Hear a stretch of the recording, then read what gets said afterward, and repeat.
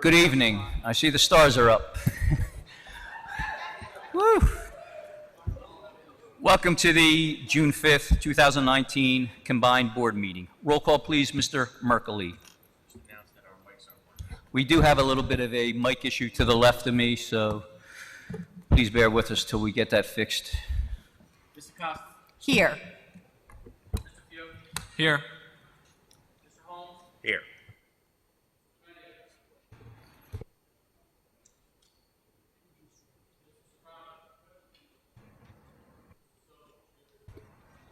Mr. Vineland. Here. Mr. Ulrich. Present. Here. We have a quorum. Thank you. In compliance with New Jersey Open Public, man, this is bad. Public meeting law, commonly referred to as the Sunshine Law, the Vineland Board of Education has caused notice and posting of this meeting to be sent to the following, announcing time and place thereof, agenda, etc. The Daily Journal, SNJ Today, the Press of Atlantic City, Nuestra Comunidad, Visto Bueno, the Clerk for the City of Vineland, and the Administrative Office Public Bulletin Board. Please rise for the flag salute. The Sergeant Dominic Pilla Middle School will be leading us in the flag salute this evening, so please come to the front.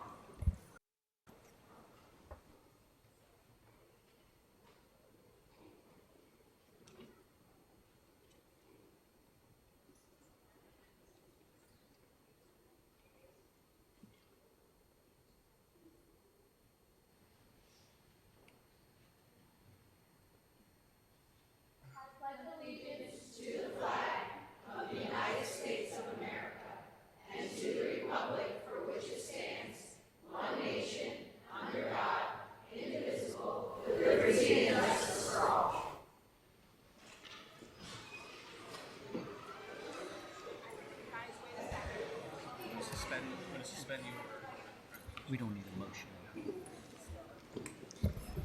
Tonight we're going to suspend the order so we have a lot of special presentations this evening, so we're going to suspend the order of our opening agenda here. And at this time, I would ask, do we have a resolution for executive session this evening?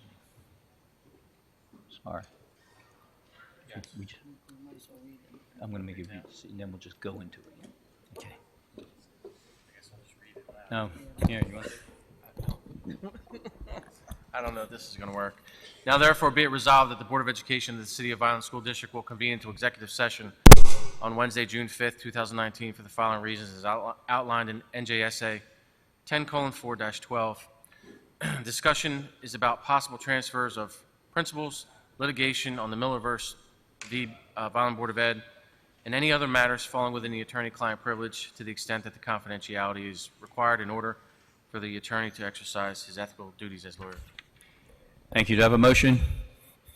So moved. Second. Roll call, please. Mr. Costa. Yes. Mr. Fiocchi. Yes. Mr. Holmes. Yes. Mr. Medio. Yes. Mr. Brown. Yes. Mr. Silva. Yes. Ms. Spinelli. Yes. Mr. Ulrich. Yes. Ms. Raines. Yes. Immediately after our special presentations, we will be going into executive session for the record. Okay? At this time, Dr. Gruccio, special presentations, please. Okay. First, I'd like to call forward Mr. Bramante. Can we do the periodic table? This is a separate presentation. Okay. Is Mr. Bramante in the audience?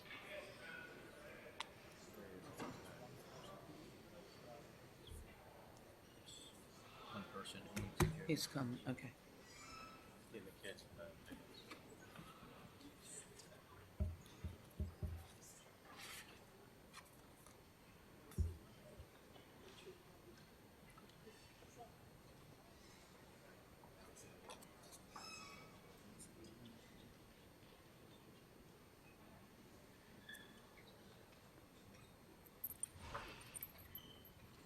Thank you. Thank you. Apologize for our lateness. Tonight, to the members of the board and members of the community, tonight I share with you Elijah Jones. He's a senior at Vineland High School South and one of our automotive program seniors. Earlier this year, he placed Mr. Vermonte, first- could you just maybe speak into that mic a little more, please? Thank you. Absolutely, Mr. English. Earlier this year, Elijah competed at the New Jersey Skills USA competition in one of the 4 automotive competitions, automotive mobile electronics, where he placed first, received the gold medal, and is now on his way to Louisville, Kentucky, to compete at the national level against the other 50 states in our nation. He's a motivated young man, member of our athletic football team. Young man gives 100% all the time. So, all his hard work has paid off, and I appreciate very much that the board is recognizing him for his accomplishments this evening. Thank you very much. The board has a certificate for him this evening.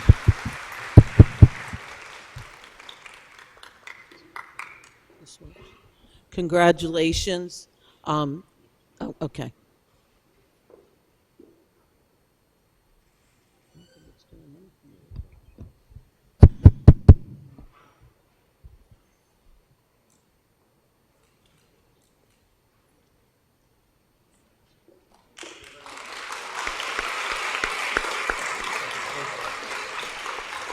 Congratulations, and I congratulate your family as well. Very nice. Next, I'd like to call forward Mrs. Vicki Yeager from the high school, who has an award to present as well.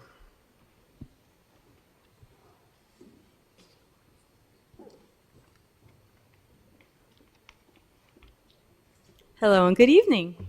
I have with me Elizabeth Baranovskaya, who is a senior at Vineland High School and an AP chemistry student. She's been here before for a couple other awards. She won an illustrated poem contest from the American Chemical Society and a book contest. But I am here to tell you about how she put chemistry on the map for Vineland High School. 2 things in particular.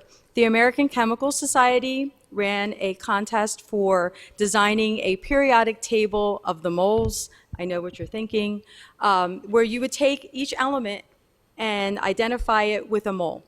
They sell it for $10 to every high school in the world, not just the United States, for that amazing $10. And here is Elizabeth's work for fermium. I'm going to pass this up to you. Moreover, they generated a giant mural that's pixelated of hexagons with an illustration of Dmitry Mendeleev, who is the father of the periodic table. In 2019 is the 150th anniversary of the periodic table and Dmitry's work. I submitted her work as this beautiful hexagon, and it was selected by the University of Waterloo as one of the top 10 entries for this 2-story mural that is at their college, and it was featured in their April issue of their magazine, and the only United States entry to make that distinction.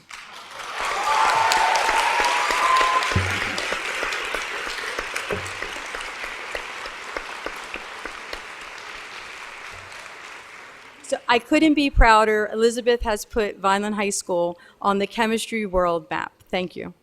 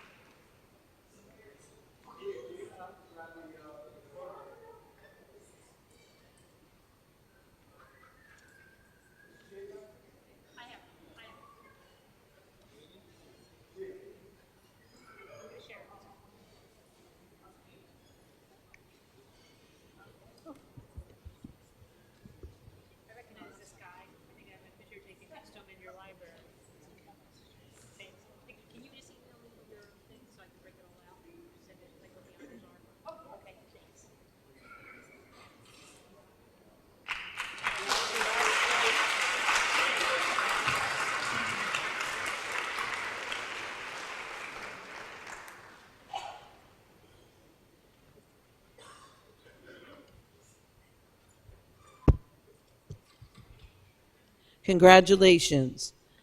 Okay, next I would like to call forward Ish Bermudez from Pilla School, and he is going to be presenting an award to our students from the stage band, excuse me. Good evening.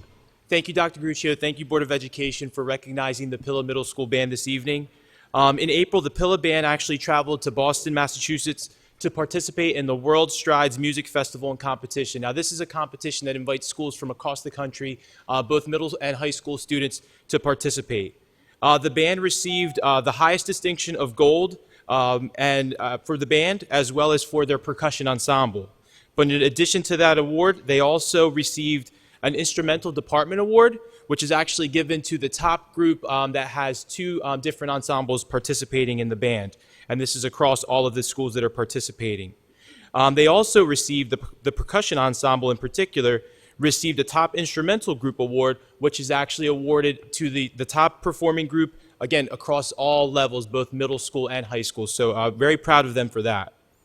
In addition to some of those group awards, there were actually 4 soloists that received Maestro Awards. Those 4 outstanding soloists include David Lopez. So David, if you're in the audience, if you want to rise just for a moment.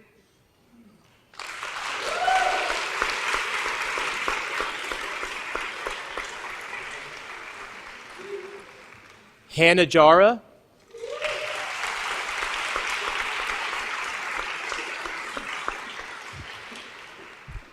Gabrielle Vega.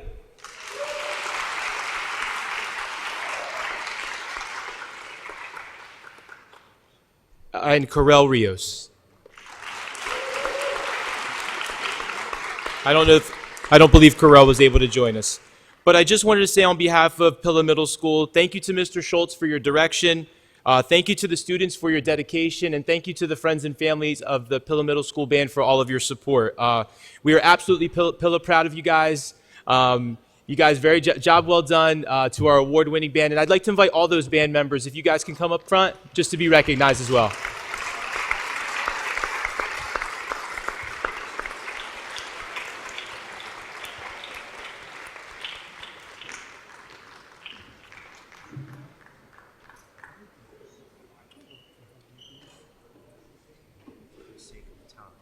I could take care of these. Yep, absolutely. Thank you. Thank you. Thank you, guys.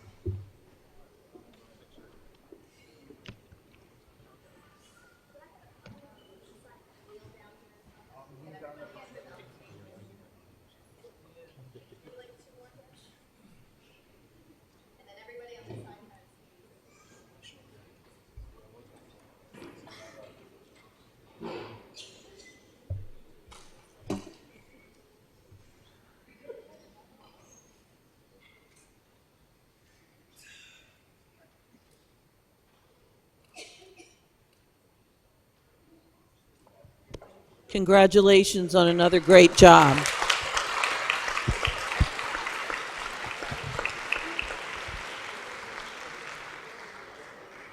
Next, I'd like to ask Dr. Joanne Negrin to please come forward.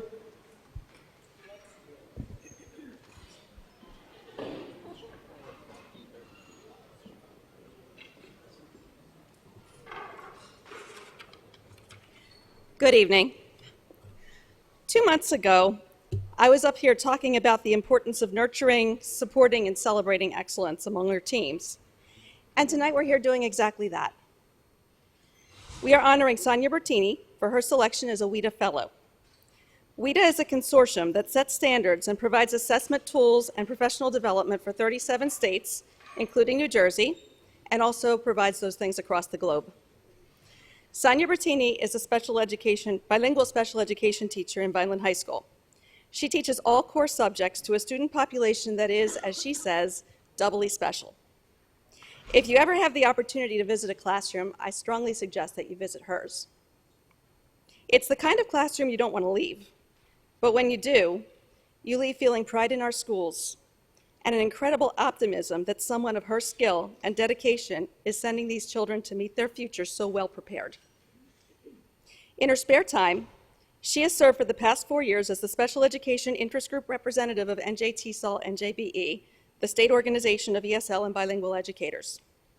For the next 2 years, she'll be serving on the New Jersey Department of Education Bilingual Advisory Committee. She has touched the lives not only of her own students, but also of thousands of children she'll never meet. To provide some perspective, this honor is not a local honor. It's not a state honor. It's not even a national honor. The competition for these 7 seats was worldwide, and Sonia was one of 7 in the entire world that was chosen. Now, this isn't a situation where you get your picture taken and walk off. They're actually going to put her to work. She's going to be providing practitioner feedback on various initiatives and materials, and she'll be featured as an exemplar of practice in training videos. In doing so, she'll have the opportunity to help many more teachers and students for years to come. Please join me in honoring Sonia Bertini.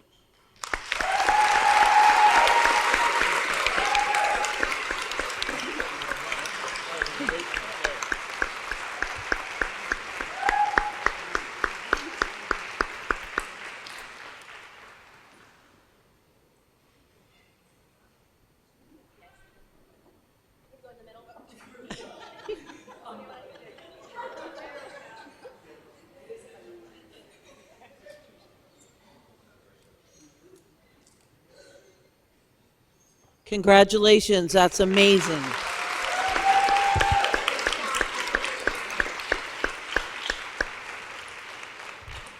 Next, I believe we have with us Mrs. Sandy Hearing from the Vineland Historical Society. I welcome you both to come up, please.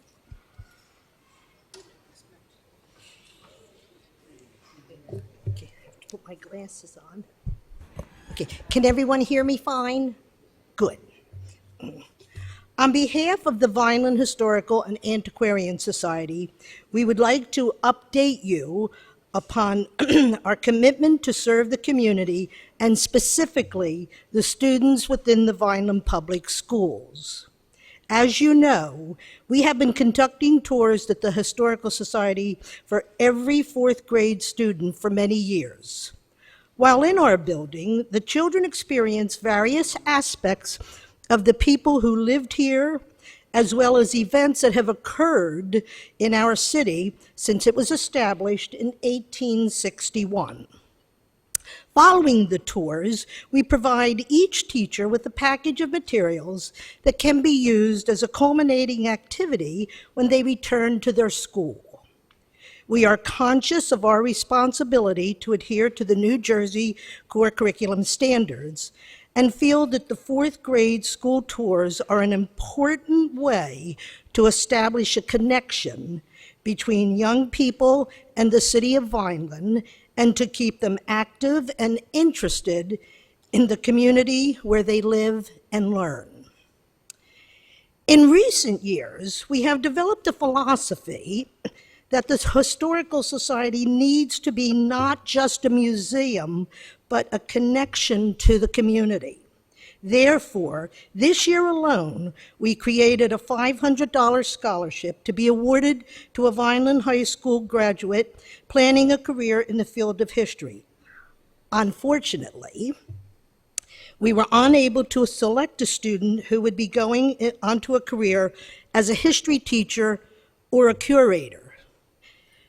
We therefore extended the criteria to include an archivist, a lawyer, a librarian, a research assistant, a writer, a paralegal, a journalist, a political scientist, a writer, a grant writer, or a publicist of nonprofits.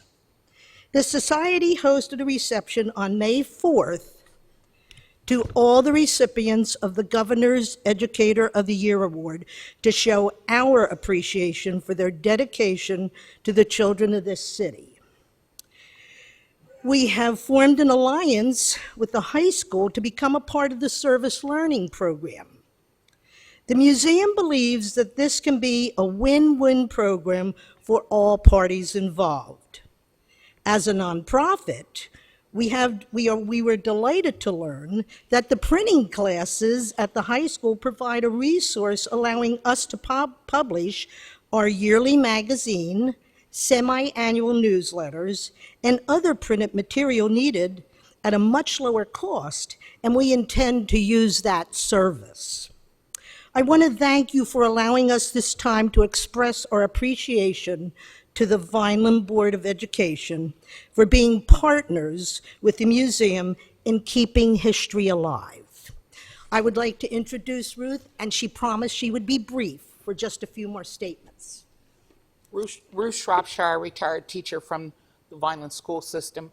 We at the Vineland Historical and Antiquarian Society and, okay, I'll use my teacher's voice.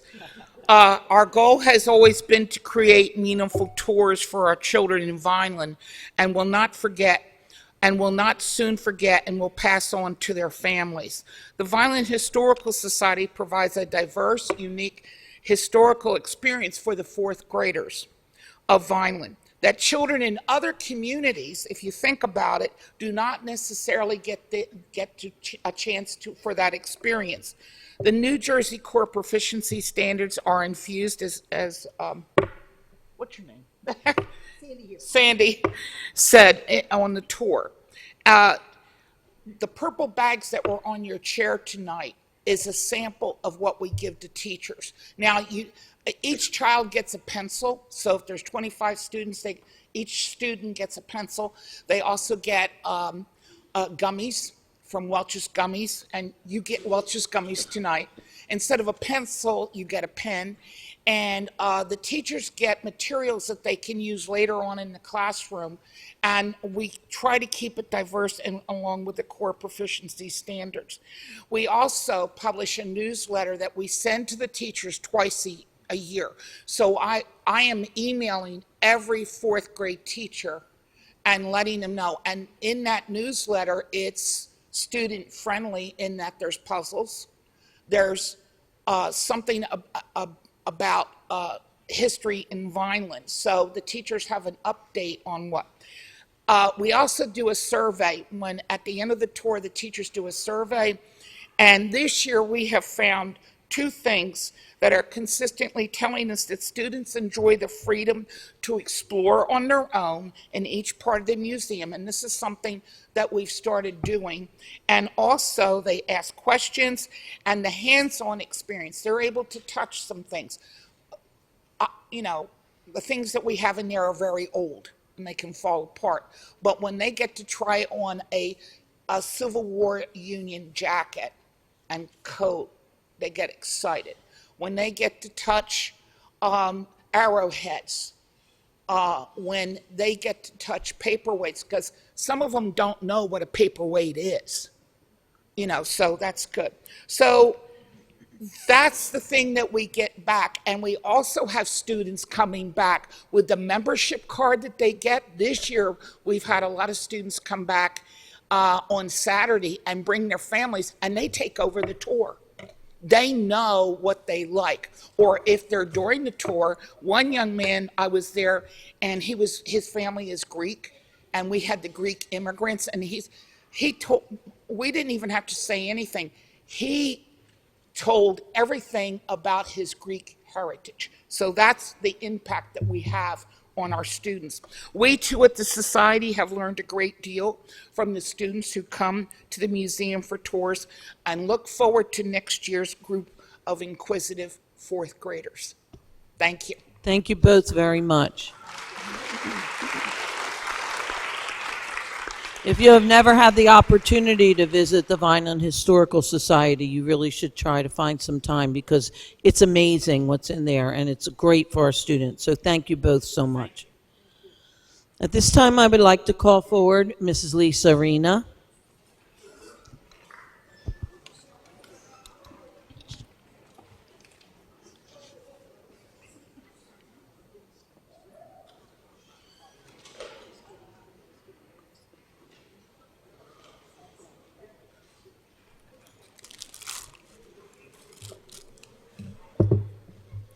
Good evening, everyone. I would like to thank the Board of Education and Dr. Gruccio for allowing me to come forward this evening and present this VASA award. I was out on sick leave last month when the teachers were honored, when we traditionally honor the administrators, but I wasn't able to be here. So they've allowed me this evening, and I do appreciate it. The VASA Administrator of the Year Award is a very special award in that it is given by colleagues, those closest in the field, knowing the depth and lengths that people go to in their job on a daily basis, what they do to contribute to the education of the students in Vineland Public Schools. This year, we are honored to present this award because we had a tie to Mrs. Kristen Speakman and Mr. Jeff Du Bois for their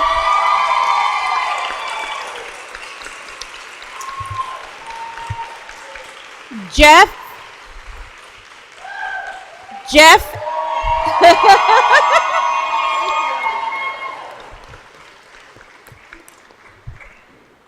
Jeff and Kristen have been working diligently for the past 6 months in a very special project in the district to smooth the transition from preschool to kindergarten for our students starting next year.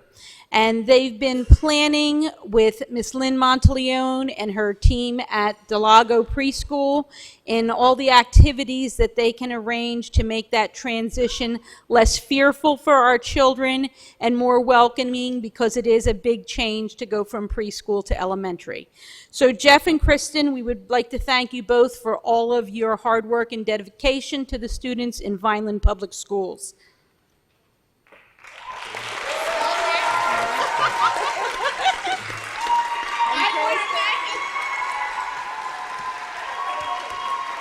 And I have these for you. Plant.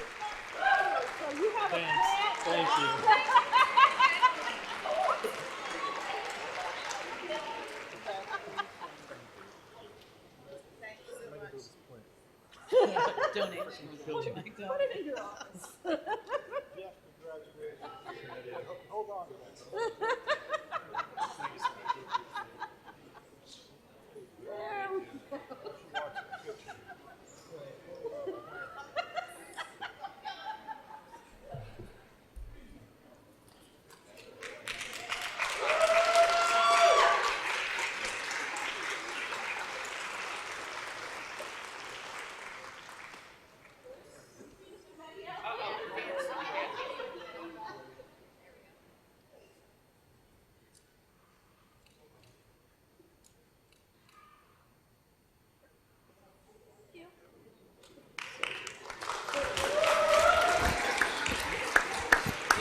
Thank you and congratulations.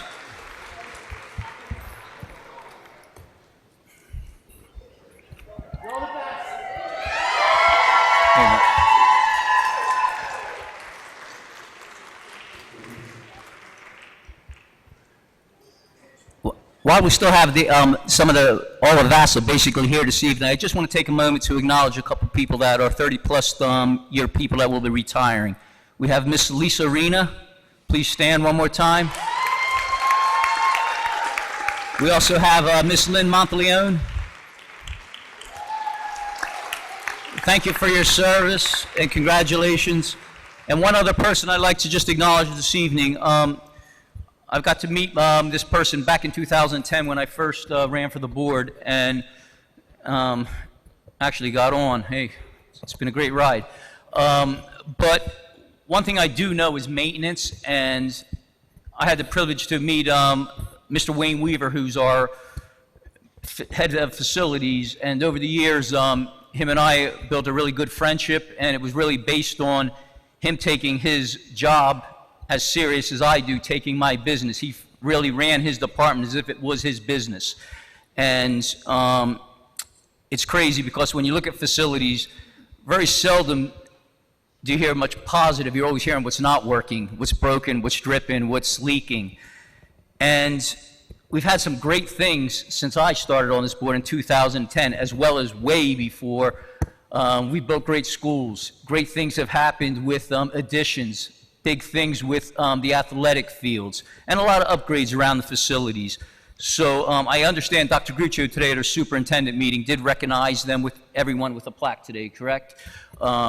So really, the only gift that I can really give you tonight is the utmost respect on behalf of my colleagues that sit here, and thank each of you for your years of service, and you all will be missed more than you know, and you know how to find us if you miss us. So we look forward to seeing you at the podium someday, and maybe even running for this seat.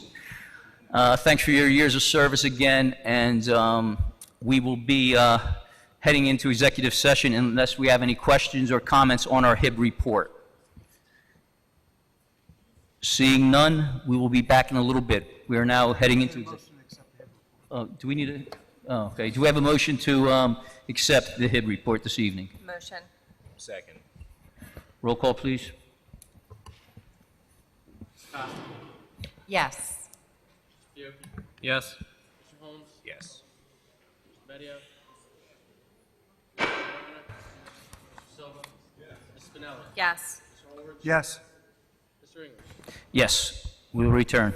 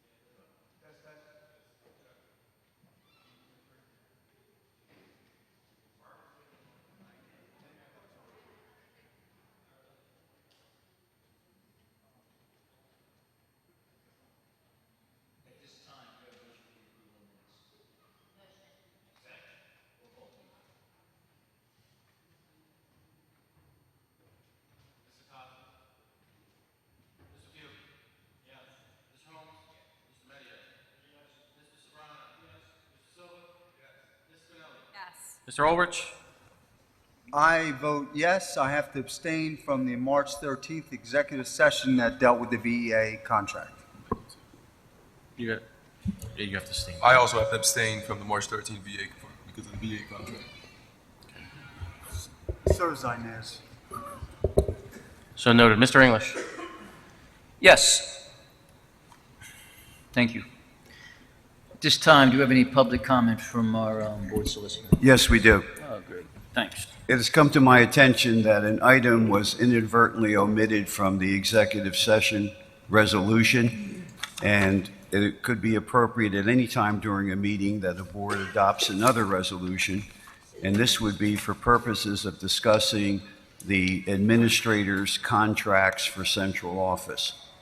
So, Mr. Chairman, you could take a motion to retire into executive session to discuss the administrator contract, central office administrator contract. But I would like to do that At the end, last. all you're doing is passing it now. You can At this retire. time, do we have a motion for executive session to discuss the administration's, central moved. administration's contracts? Roll call, please.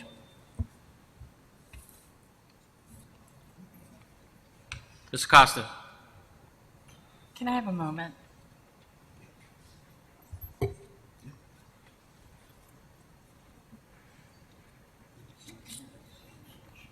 Why don't we just do it?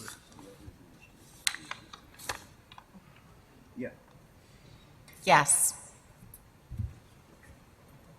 Mr. Excuse me, Fiocchi? Ms. Acosta just asked me if the conflict that she has with respect to the superintendent involves here, and I indicated her it did not, so she's permitted to vote. I just want everybody to know what that discussion was about. Thank you.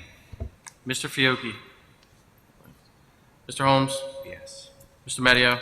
Yes. Mr. Sobrana? Yes. Mr. Silva? Yes. Ms. Spinelli? Yes. Mr. Ulrich? Yes. Mr. English? Yes. That's all I have.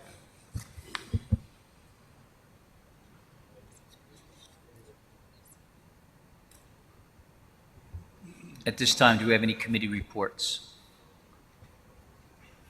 I do, Mr. English. Just pulling it up. Tonight, the Policy and Personnel Committee met.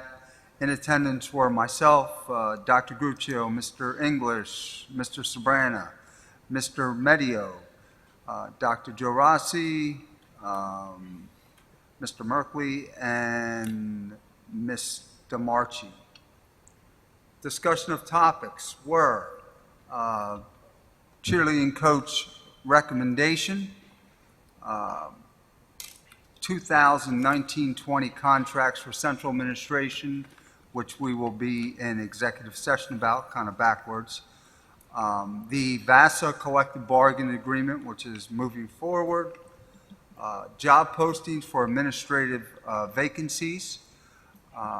Administrative assignments, which were just discussed in executive session. And basic skills instruction and a teacher resignation.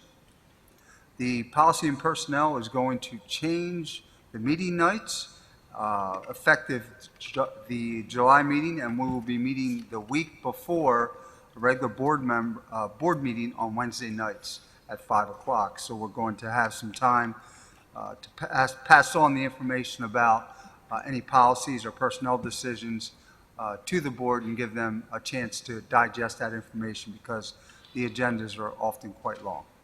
And that's all I have. Thank you, Mr. Walsh. Do we have any other committee reports this evening?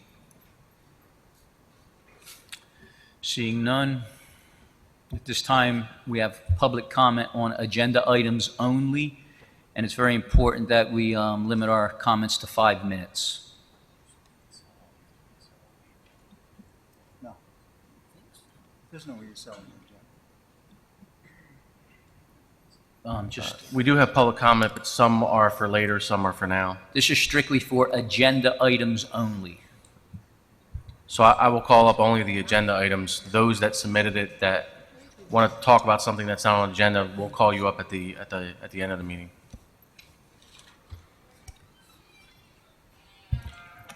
Mr. Martine.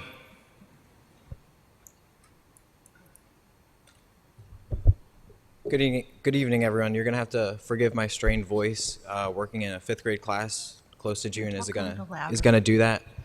Can you hear me? No. Is this any better? Okay. That mic's not loud enough.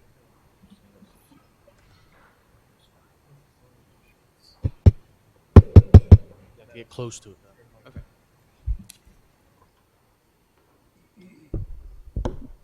Is this better? This is good? No? Okay. See, as good as it's gonna get. Okay. All right, so, yeah, that's good. So I was saying, you're gonna have to forgive my voice is a little strained. Working in a 5th grade class close to June is gonna do that. Good evening, members of the board and Dr. Gruccio. Tonight I'd like to talk about the proposed transfer of the Title I principal. When I applied for the open seat on the Board of Ed several weeks ago, somebody said to me, "Jeff, I like what you have to say, but I really feel like you're going too broad. You can't save the world in this position." And what I have to say tonight resonates with that idea. My goal isn't to save the world.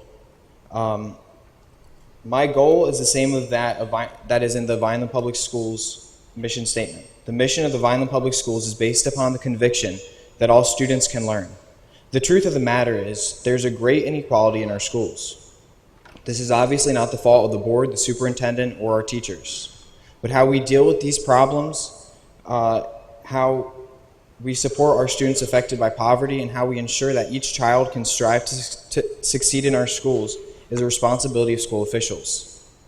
The purpose of Title I funding, according to the United States Department of Education, is to ensure that all children have a fair, equal, and significant opportunity to obtain a high-quality education and reach at minimum proficiency on challenging state academic achievement standards and state academic assessments.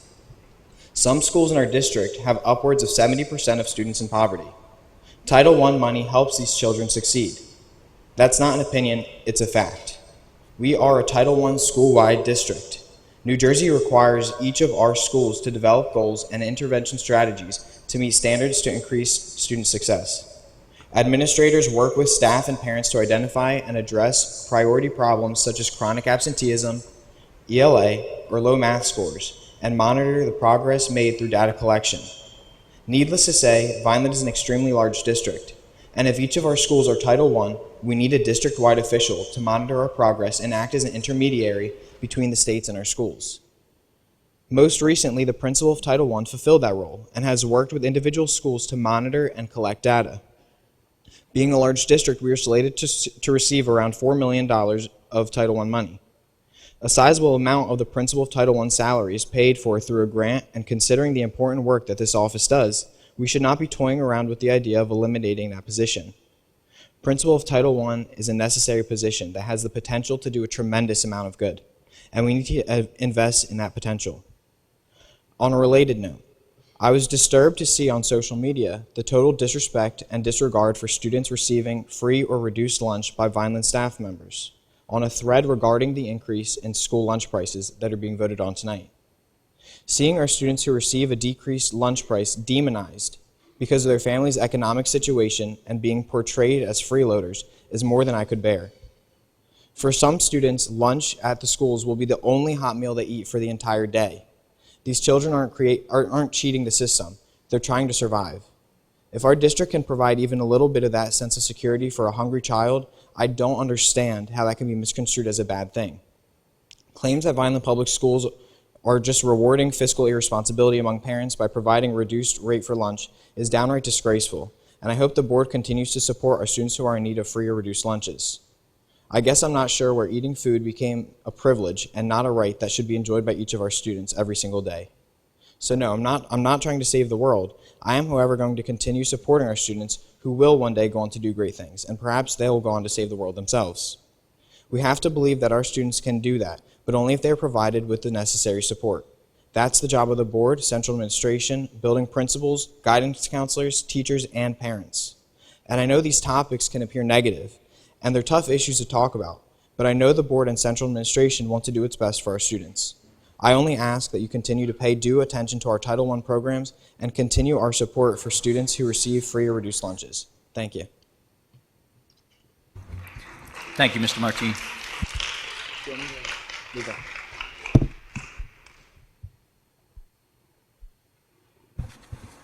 Just to let the individuals know who want to speak about ESL scheduling and staffing, those individuals will speak later after the agenda is finished. Next up is Yeah, I had trouble understanding some of that. Maybe somebody else can explain it to me. Did I hear him say that if we eliminate the Title I principal position, free and reduced lunch for students will be affected? No. Okay. Next up is Charlene Luna.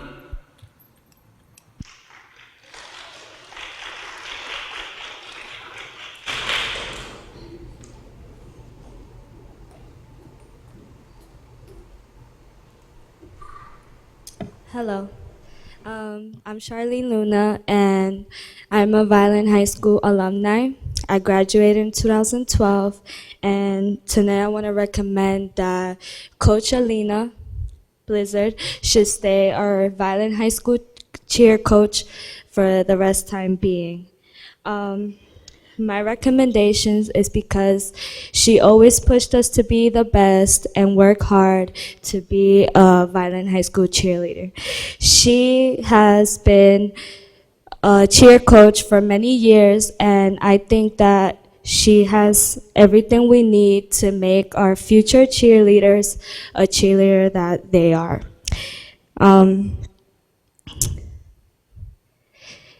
If we change our coaches and they're not really like into cheer and they don't know anything about cheerleading, there will no longer be a Vineland High School cheerleading team. It would just be another dance team, and Vineland High School already has a dance class. We do not need another dance team when sports, what they really need is a cheerleading team, and that's why I recommend Coach Alina. Thank you. Thank you.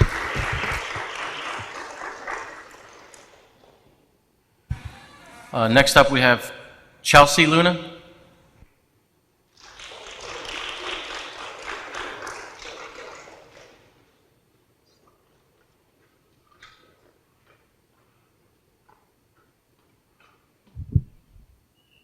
Hello, I'm Chelsea Luna.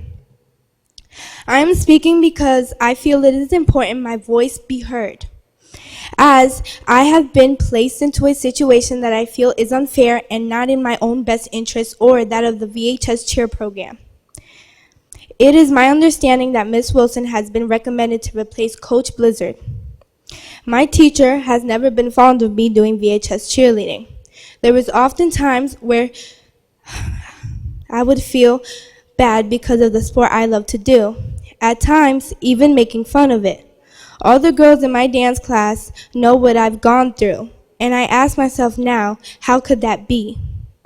Just last week, at the end of my 5th period dance class, Ms. Wilson told me I had to pick between VHS cheerleading and all-star cheerleading, simply because the practice would be more than once a week and until 6.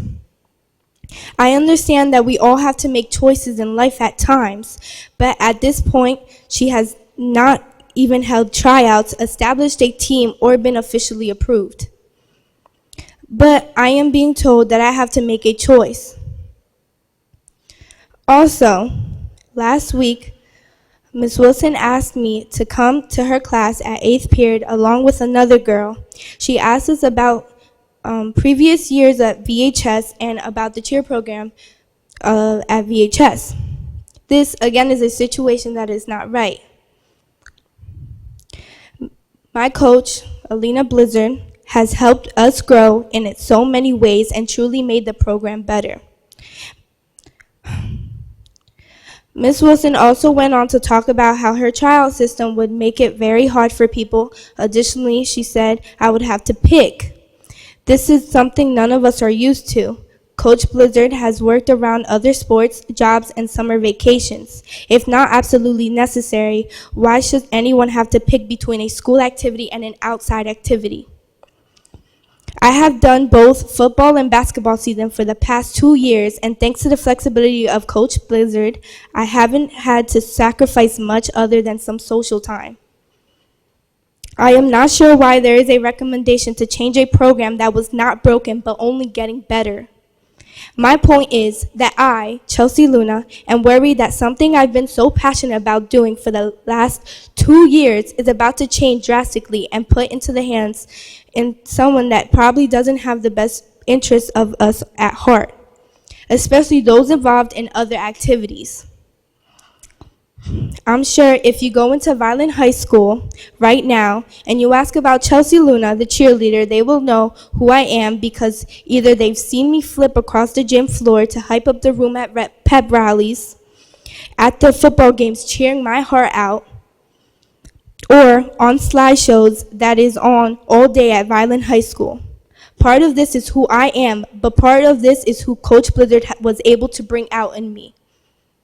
I asked that you please reconsider the recommendation of a new cheerleading coach and allow Coach Blizzard to do what she is extremely passionate about and qualified to do. Thank you. Thank you.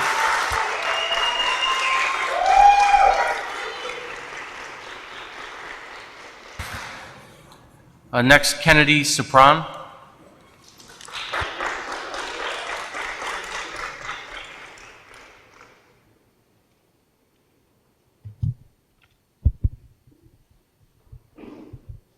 Good evening.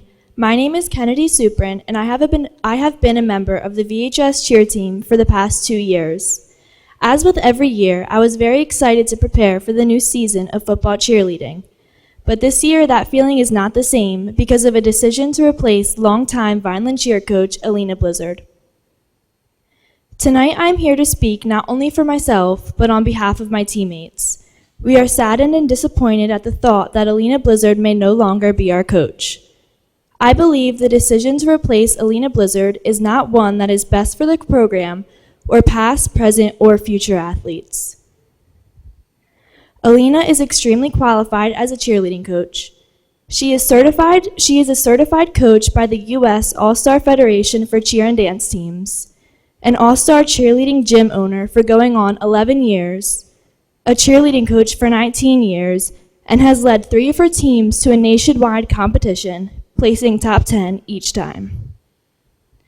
She does not keep this knowledge for her all-star program only, but instead she shares it with the athletes of Vineland High School, providing the VHS cheer team with tumbling and stunting skills they may not have been exposed to otherwise. She is knowledgeable of the proper technique, visuals, stunts, tumbling, and chants for cheerleading. Most importantly, she is certified by the USASF as a safety judge and knows the ins and outs of cheer safety. Practice space and time at Vineland High School can often be difficult to find, especially for the cheerleaders, and we often face last-minute cancellations due to situations at the school beyond our control. However, along with Alina's experience as a coach and a cheerleader herself, she has the ability to provide a safe, fully equipped, and air-conditioned gym where the team can practice. It is without hesitation that she has allowed the program to utilize her facility. After all, Vineland is a community. Her gym provides a spring floor with 9 panels of mats to practice on instead of the hardwood floors in the South Building gym or the cafeteria where the floors and ceilings do not allow for safe practices. Without her expertise and access to resources, there would not be a safe way to practice with the proper equipment. Alina Blizzard has spent several years building the foundation of the VHS cheerleading program, and to see it taken away from her and from us is devastating to us all, past, present, and future cheerleaders. Please reconsider replacing her as the coach of VHS cheerleading. Thank you. Thank you.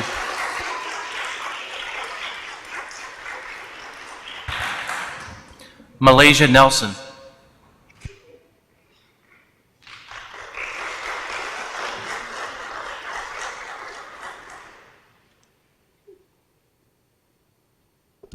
Can you hear me? Can you hear me? Okay. Thank you for letting me speak and talk on behalf of my coach. Good evening. I'm a senior at Vineland High School. My name is Malaysia Nelson, and first and foremost, I want to thank my coaches, Lauren Sherma and Alina Blizzard, for giving me the opportunity to cheer for Vineland High School. When I walked in as a freshman, I did not know cheer would become my life. Cheer is my passion, and that's something I'm going to take with me to college. When I started cheer, I met my coach, and I was like, oh my God, I'm not going to make the team, I'm not going to make the team. And this little woman posted something in Vineland High School's athletic department, and I was like, oh my God, I made the team.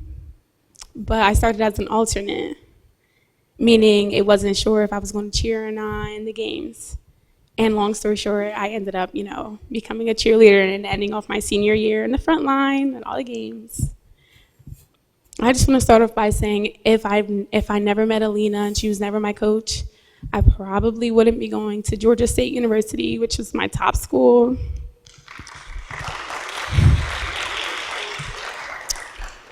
I just want you to know that she brings such tradition to Vineland High School. People literally come to the football games to see us cheer, to see us perform Hey Song, where we scream, hey, go Vineland. That's my favorite, that's my favorite. And I can't imagine going to the football games on Thanksgiving and seeing my team play our rival without her being there on the sidelines. I could not imagine her not coaching my sister in 4 years when my sister comes to cheer. This woman has been everything to the cheer program. In my eyes, she's built this cheer program to what it is today. Just today, I was looking at the old cheer pictures, and I believe it's in the South office. And I was like, wow, we've really improved. But I feel like Alina also brings consistency, and that's what we need. With the world changing, and from the time I was a freshman to me being a senior, things at Vineland High School have changed dramatically. And we don't need this to change. Alina is a woman that brings character to Vineland High School's cheer program. I could not imagine her not being the coach. She's very consistent, and us being young athletes, learning who we are, we need consistency. Cheerleading is not something you can dip your foot in and say, I'm doing it this year, and maybe I'll coach track next year. This is not something that you could just dip your foot in. And being a student athlete, I would not accept that. I would not want to come to Vineland High School not knowing if I was going to have the same coach next year. Because being from Vineland, we need consistency. We need people we can lead on. Because some cheerleaders don't have that at home. And sometimes your coach is that. And your coach is the person that helps you grow. So thank you to both of my coaches, Coach Alina and Coach Lauren, for always pushing me to be my best, even when I was giving you attitude. Because I would not be going to my #1 top choice school if it weren't for them. So thank you. Thank you.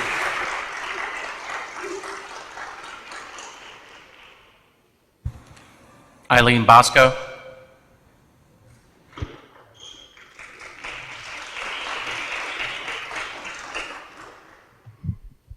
Good evening, members of the board. I'm here to speak tonight on behalf of Natalia Wilson. I've been privileged and fortunate enough to work alongside Natalia over the past several years. Just recently, our concert that she put together, she included the band. We did some collaborative things, and I know we've heard a lot about the negative aspects of change. And yes, there are negative aspects of change. However, I'm here to speak about the positive aspects of change, and that's not to choose a side or to choose a person. It's merely to say that whomever you decide upon, I feel confident that that person will always have the best interest of our children in this district. I believe that wholeheartedly. Having said that, Natalia and I have worked together. When I found out that interviews were conducted and that there was the potential that she would be the head coach, We got together, we talked about some things to expand, some possible things. Something like doing a collaborative effort pregame, because most bands don't bring their band to a football game anymore, and there's a lot of downtime before the game. I think that you need to know that she does have a background in cheerleading. What you're hearing is not a fair representation of what she has or has done. So all I ask you to do tonight is make the best decision that I know you can make, which is whomever you feel would be the best candidate. The interview process happened. It's in your hands. And I thank you for letting me speak. Thank you, Ms. Bosco.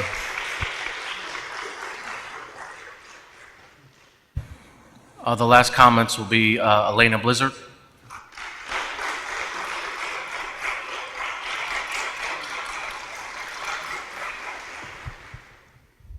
Good evening.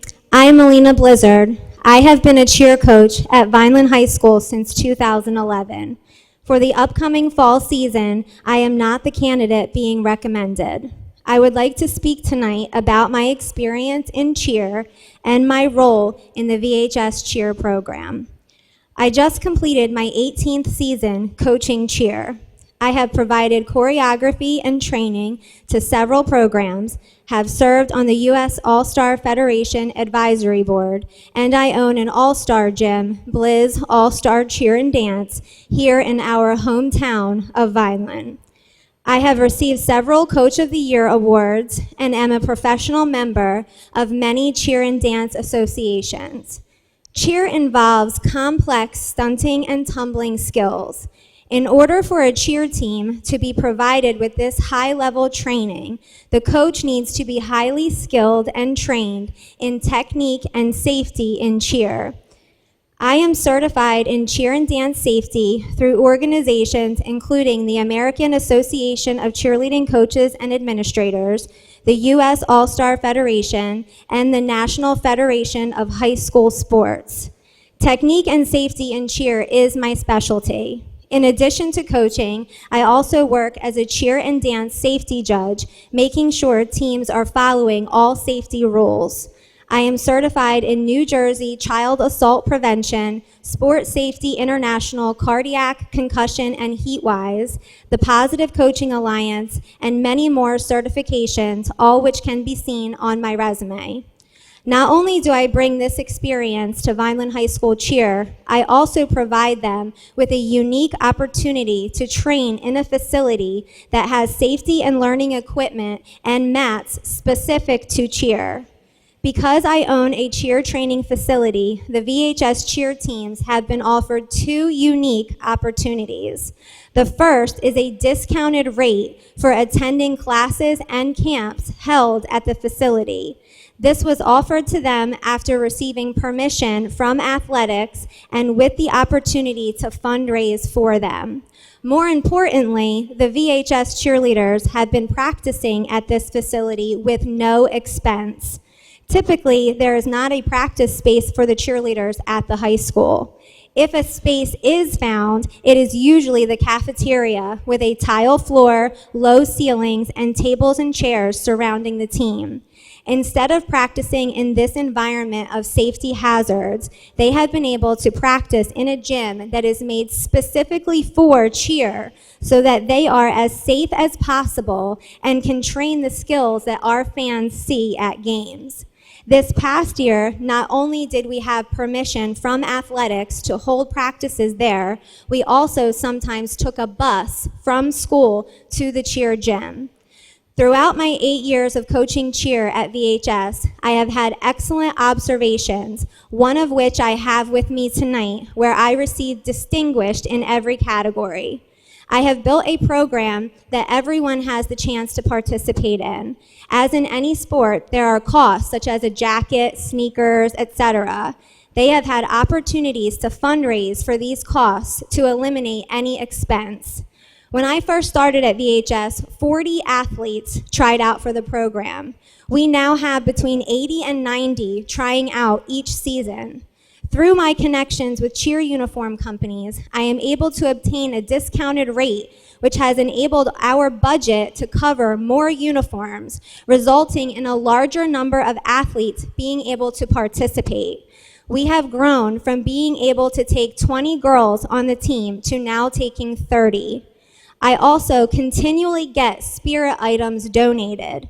At the Winter Pep Rally, we were able to give the team's t-shirts and threw shirts and foam balls to the student body, positively contributing to the school spirit and climate of Vineland High School. Under my leadership, VHS Cheer and Rowdy are committed to breast cancer awareness, participate in parades, decorate the locker room for the football team, participate in community service, and attend functions at many Vineland public schools. With life lessons such as sportsmanship being at the top of my priority list, we personally meet the cheer team of every opposing school and spend part of our halftime with them at games. Almost all of our graduating seniors have participated in VHS Cheer all 4 years of high school. Many of them stay in contact with me long after. Ms. Blizzard, you're at the 5 minutes. If you can finish your thoughts, please. Yes. I am proud to be a resident of Vineland, and I love Vineland High School. It has been my pleasure to provide this program that is unmatched in Cumberland County, and I am truly touched by all the support I've had, and am honored to have had the opportunity to positively impact so many young adult lives. Thank you. Thank you, Ms. Blizzard.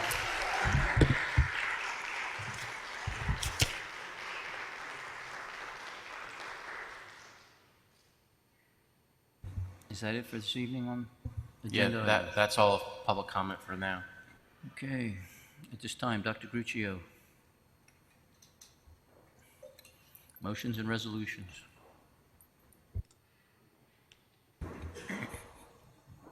She wants to speak. She wants to speak. She started to come up. Who's that? That's the other coach, Natalia. You're welcome to speak. Don't be shy. Just please state your name. Good evening. I'm sorry. I promise I won't take up much of your time.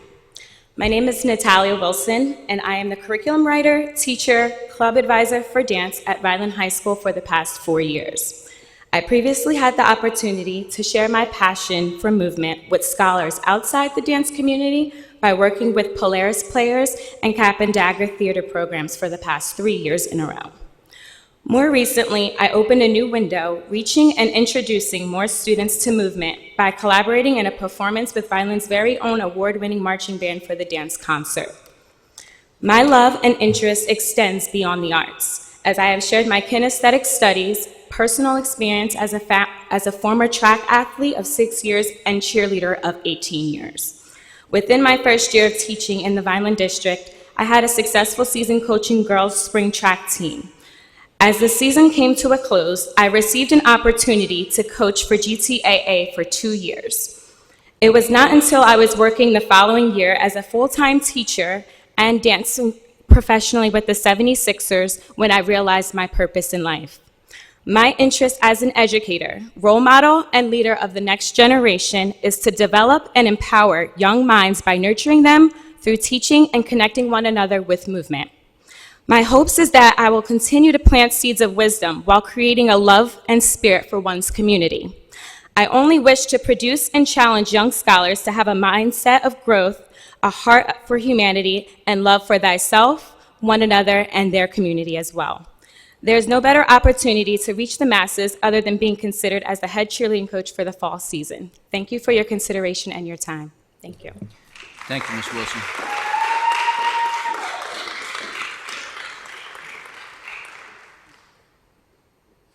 Dr. Gruccio, motions and resolutions, Okay, please. thank you. I would like to recommend discussion and approval of personnel items 1.1 through 1.2, retirements, resignations, terminations, leaves of absence, employment, transfers, student substitutes, extracurricular activities, and extracurricular summer work. Do you have any questions or comments? I just have one brief comment.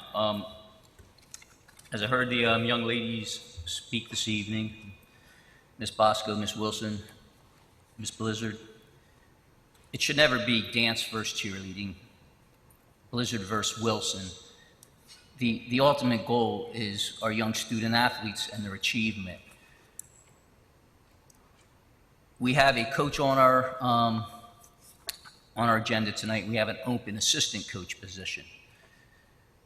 I always try and do the homework, and I think I know more about cheerleading now than I do plumbing, which is crazy. But after the last month, you know, we read a lot of the emails that we received, and it's always hard because someone's going to walk away not happy this evening. And, you know, it shouldn't be the win versus the loss, but it's really, you got to always stay focused on what we're here for, and it is the students.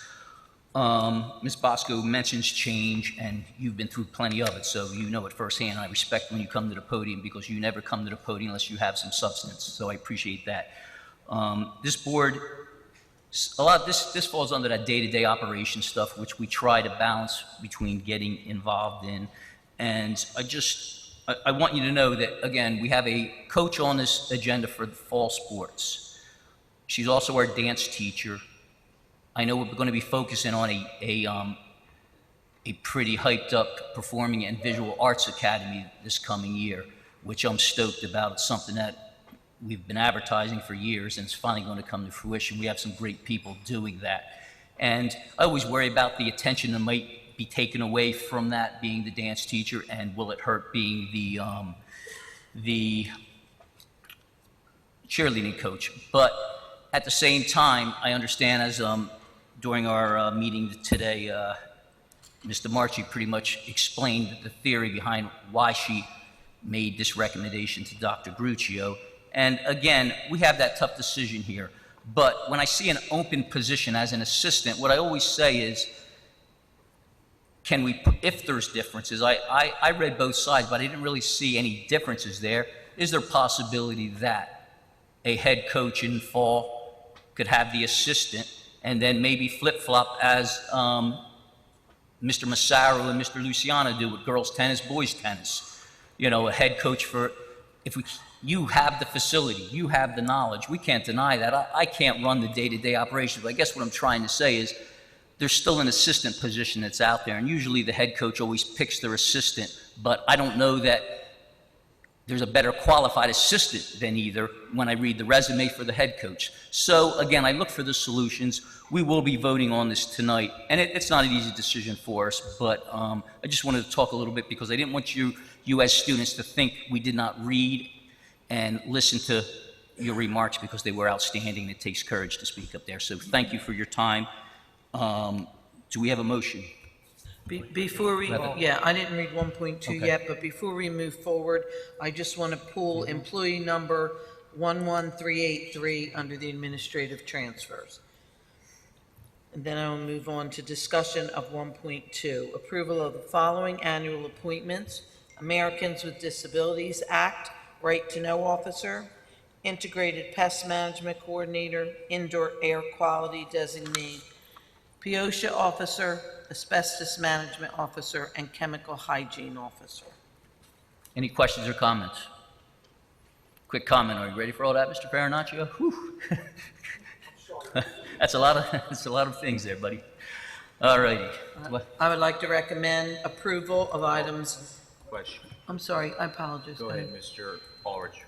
I was just going to segue that we're transferring a Title I principal that's doing it now.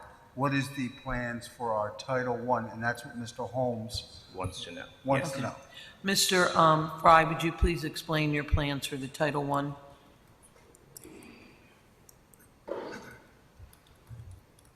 Or I should say title, it's not just Title I. Right, for all title grants, absolutely, as well as non-publics and the other pieces of that puzzle. So it'll kind of go back the way it was, but a tiered model that incorporates more than just one person. So it'll be myself, math and language arts supervisors, and coaches working in tandem to spread that word across the district and get those documents taken care of. It's more than just documents. How long, and since this person has been Rice, employee number 3301, how long has she held the position of Title I principal, her solely alone? About 2 years, and that's, yeah, you're absolutely right. The documents, that's why there's a tiered component of it with the math and language arts supervisor, gathering the data that's required for the principals to work in tandem with principals as well as the coaches on the ground in the classrooms. So, yeah, we'll do our best to take care of it. How much money has the Title I principal brought into this district since she's held the position for 2 years? A Title I grant is an entitlement grant. It's based on our enrollment, and maybe Mr. Merkley can add some to that. It's not a competitive grant. It's an entitlement grant based upon demographic factors of the school district. So if I understand you correctly, you're going to have multiple people who already have positions in the district doing these, doing the job of Title I. Correct. And how well did that work out before?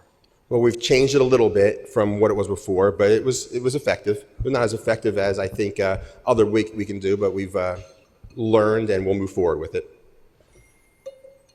But we've also had a consultant at one time do it as well, which was also effective, but there's nothing like getting into the classrooms, and this will give us an opportunity to do more of that.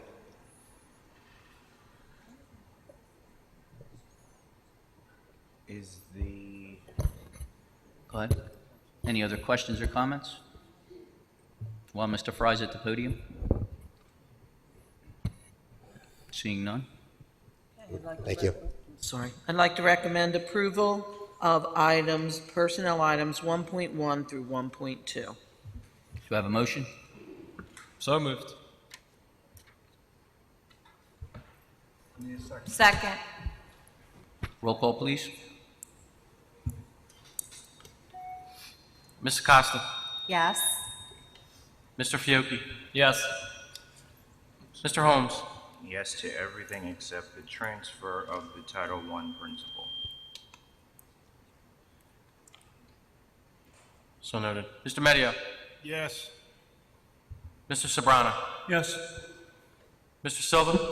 Yes. Ms. Spinelli. Yes. Mr. Ulrich. Yes.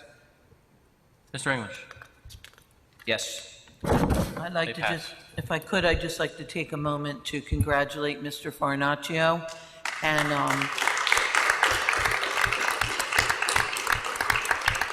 I wish you the very best, and I'd like to also thank Mr. Weaver for his many years of service and all he's done for our district. You will be missed, and I wish you nothing but health and happiness in your retirement.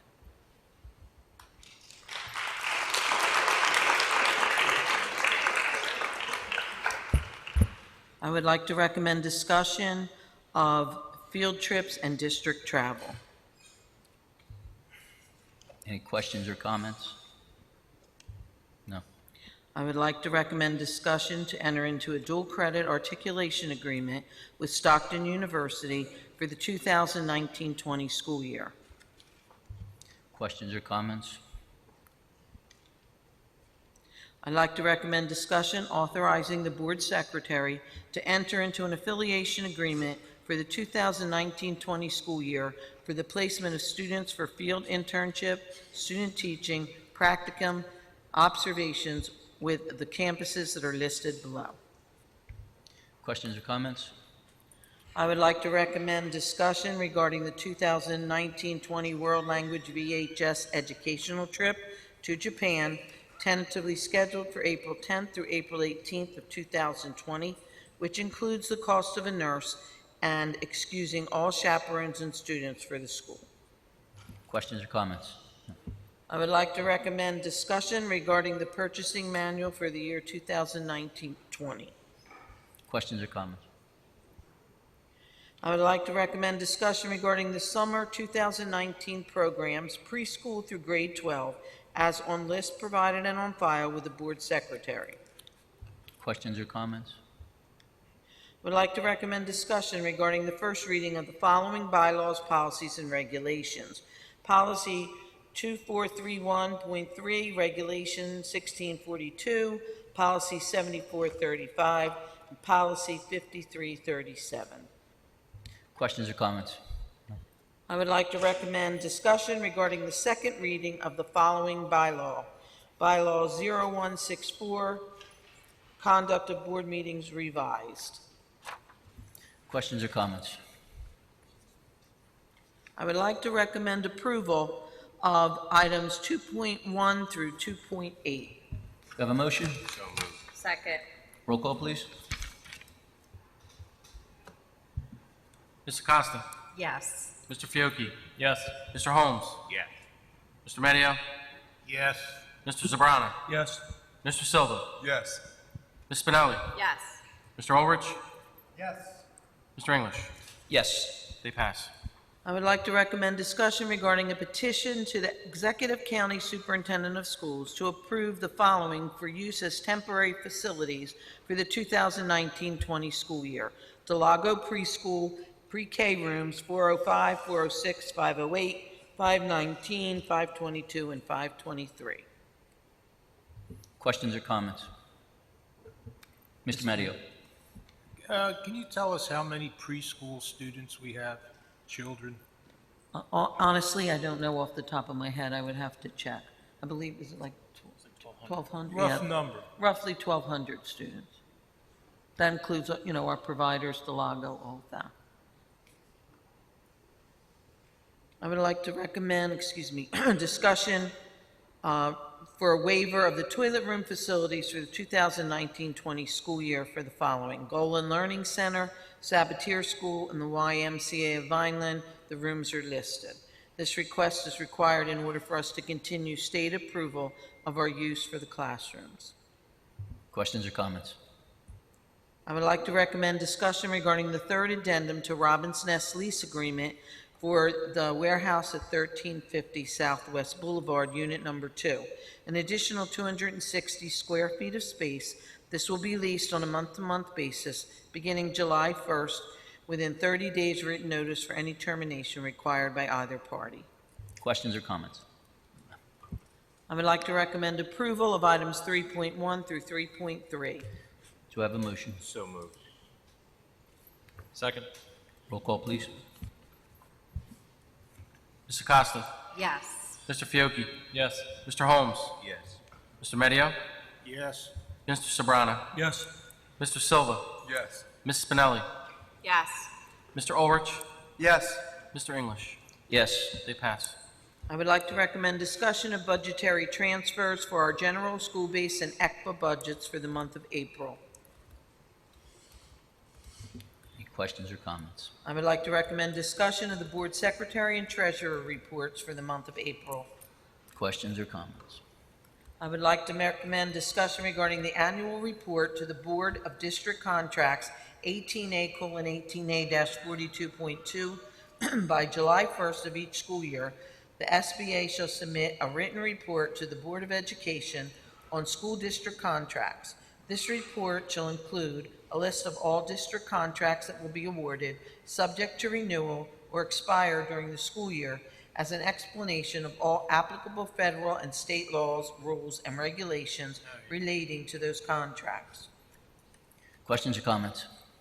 I would like to recommend discussion regarding a requisition to the City of Vineland for the 2019-20 local school taxes according to the schedule provided and on file with the Board Secretary. This meets the requirement by the state auditors for requisition of local districts' taxes for school purposes. Questions or comments? I would like to recommend discussion regarding a loan in the amount of $7 million from Newfield National Bank due to the delayed state aid for June of 2019. Questions or comments? I would like to recommend discussion regarding the renewal of health insurance with the SCRBEF effective July 1st, 2019 through June 30th, 2020, with a 1.78% increase in premiums for the Aetna Health Insurance Plan for an approximate total of $31,002,216 based upon our current enrollment. Questions or comments? I would like to recommend discussion regarding the renewal of prescription program with RX Alliance PEBT Benecard effective July 1st, 2019 through June 30th, 2020, with an increase in premiums of 1.5% for an approximate total premium of $7,636,080. Questions or comments? I would like to recommend discussion regarding the two-year renewal of vision insurance with Vision Service Plan, VSP, effective July 1st, 2019 through June 30th, 2021, with a 0% increase in premiums for a total premium of $234,257. Questions or comments? I would like to recommend discussion regarding the renewal of dental insurance with Dental Alliance underwritten by Delta Dental, effective July 1st, 2019 through June 30th, 2020, with a 0% increase in premiums for the premium plan and a 0.78% increase in premiums for the flagship plan for an approximate total of $1,022,608 and $240,831 respectively. Questions or comments? I would like to recommend discussion to permit the school business administrator to bind the insurance coverage by June 30th, 2019, pending the receipt of an acceptable renewal of auto and property casualty insurance with the NJSIG through Beyond Insurance, effective July 1st, 2019 through June 30th, 2020, with Board of Education premium approval occurring retroactively. Questions or comments? I would like to recommend discussion of tuition rates for the 2019-20 school year. Questions or comments? I would like to recommend discussion regarding the submission of the grant applications which are on file with the Board Secretary. New Jersey Youth Corps, RISE, New Jersey Youth Corps Fiscal Year 20 NGO, State of New Jersey Department of Children and Families, Family Friendly Center Grant, and K. Bain Weiner Glass Art Educational Foundation. Questions or comments? I would like to recommend discussion authorizing the Vineland Board of Education to purchase under state and national co-ops. Questions or comments? I would like to recommend discussion regarding rescission of the motion approving a contract with Camelot Educational Resources, LLC, adopted on May 1st, 2019, and approval of a revised contract with Camelot in the amount of $2,221,518 per year for a two-year term, July 1st, 2019 through June 30th, 2020, for operation of the alternative school program. Dr. Gruccio, there's a misprint there. It's 2021. I apologize. Yeah. Okay, I'll fix it.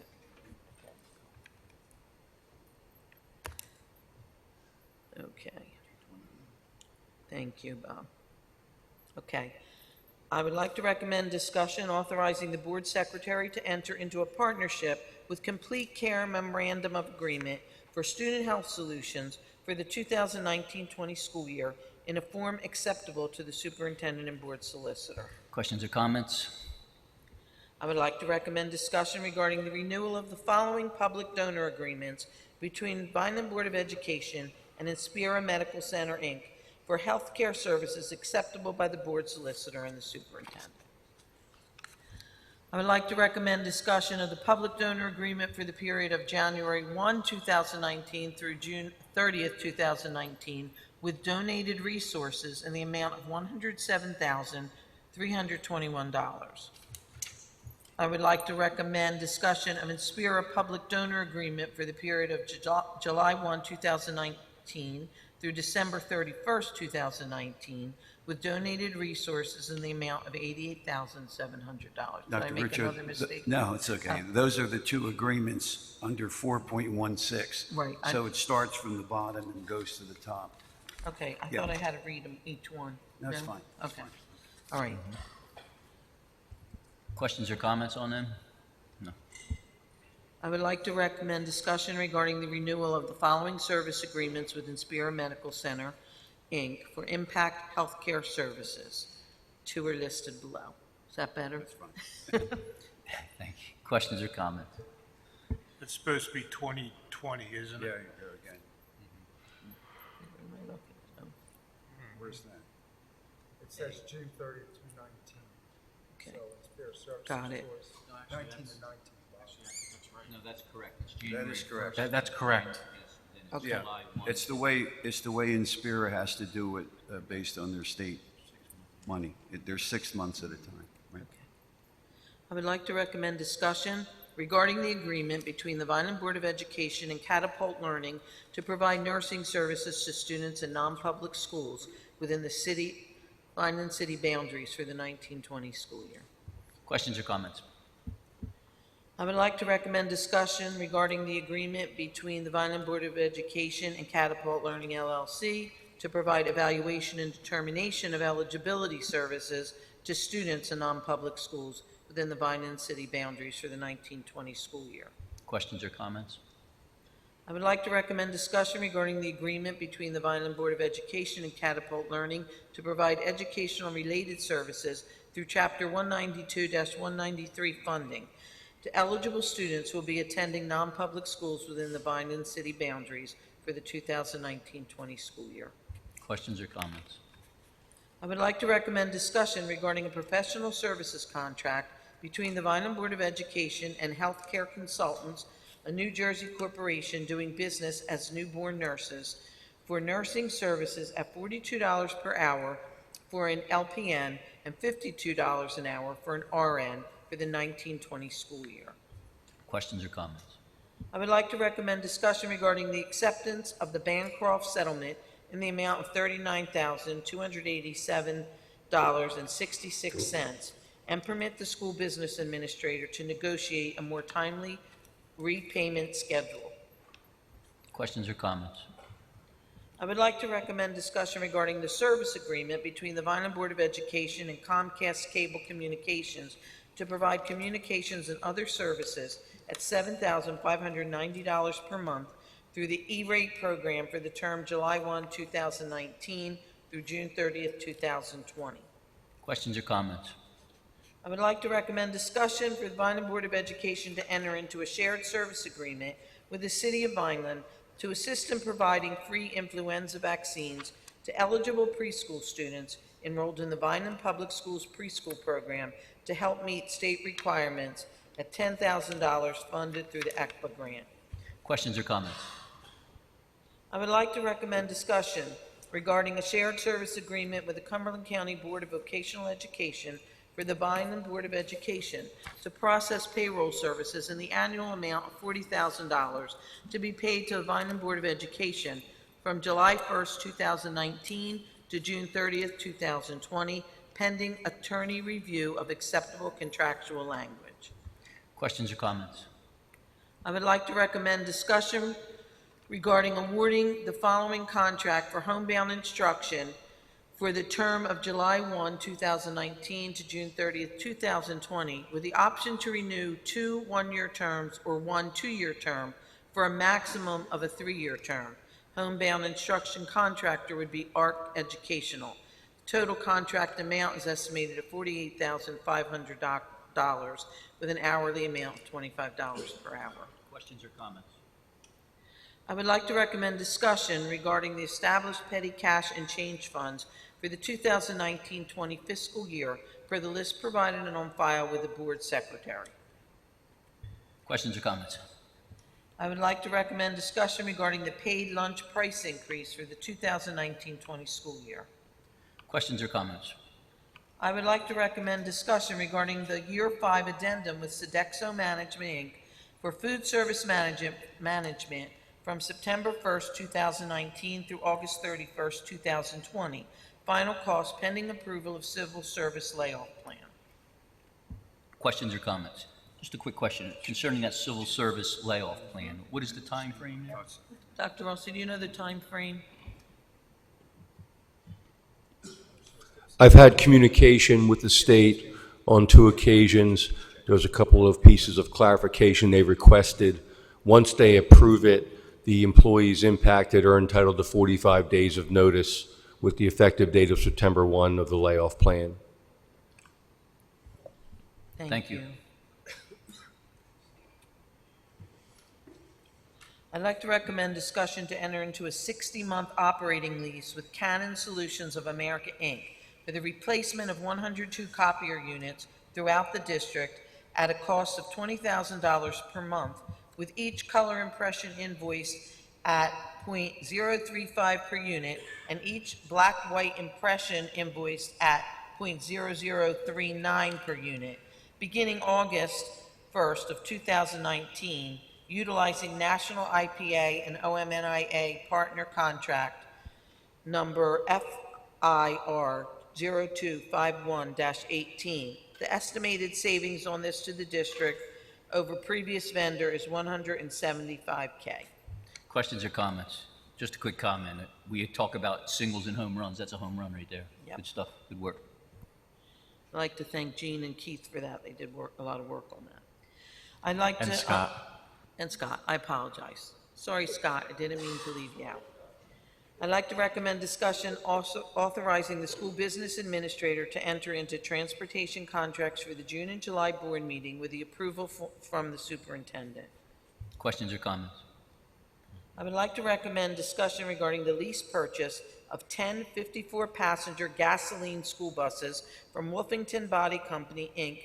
of Mount Holly, utilizing the NJESC co-op bid at a total cost of $937,390,000. I read it wrong. $937,000. I was getting a little nervous myself. $937,390.20 to be leased over a 5-year period. Leasing terms shall be secured for the July meeting. Questions or comments? Comment. I'd just like to thank Jean Merkley and the transportation staff for putting together a really thorough, future-forward plan to support our busing efforts that will keep our in-district busing as viable as ever, and I can't tell you, what a great job. Thank you. Okay. I'd like to recommend... I'm sorry. Mr. Sobrano. I'm sorry, Mr. Sobrano. I just want to echo those comments of Mr. Ulrich. It was a data-driven plan. There was a lot of work put into it.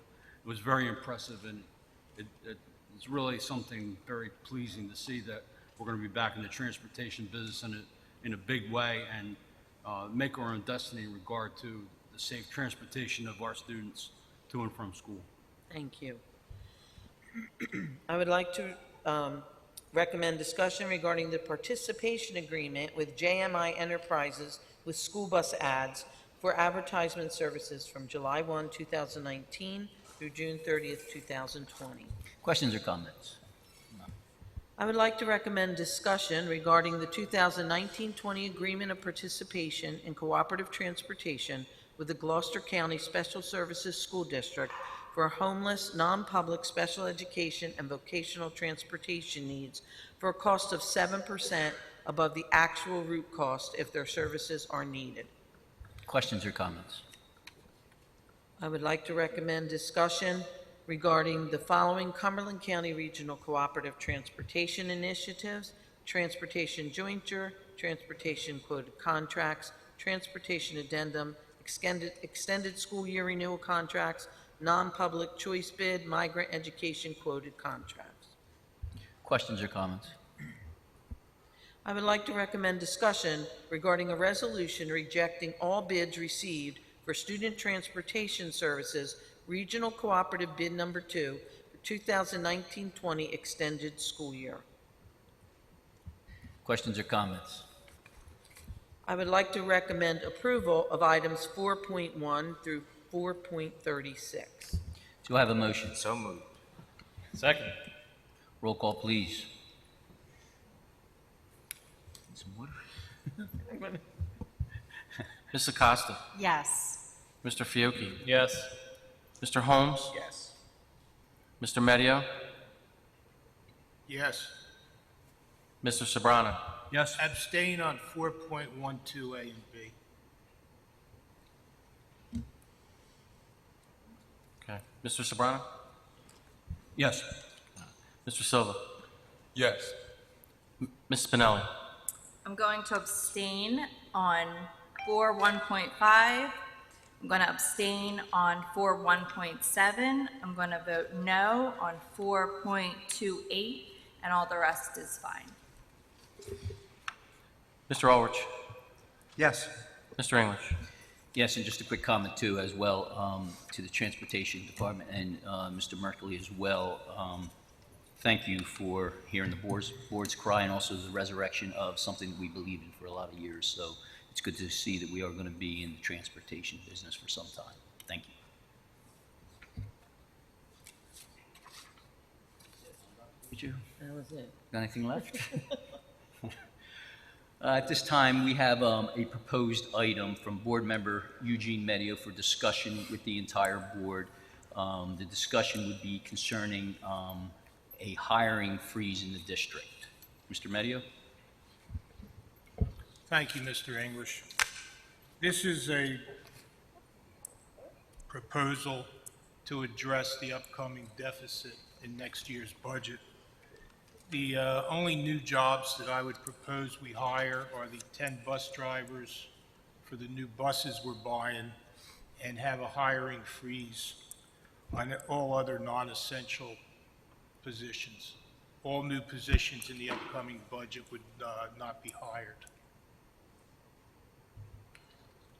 I'm opening the mics up for discussion concerning this. I mean, we've had this discussion early on, I believe in May, or probably, I'm sorry, I think it was January, way back. When we discuss a hiring freeze, I think we understand that if that, I think we used the example before, if that calculus teacher is needed, we replace that calculus teacher. Am I correct when I say stuff like that, Mr. Medio? If it's determined that it's needed. Needed. Yeah. Okay. Just a quick comment. I believe that, in a sense, we've been in a limited hiring freeze with Dr. Gruccio pushing through normal personnel items through policy and personnel, and that they are being heavily scrutinized. Our job in the board is fiscal responsibility, one of our roles, but it's not to interfere with the day-to-day operations of the school district, nor hamper that function.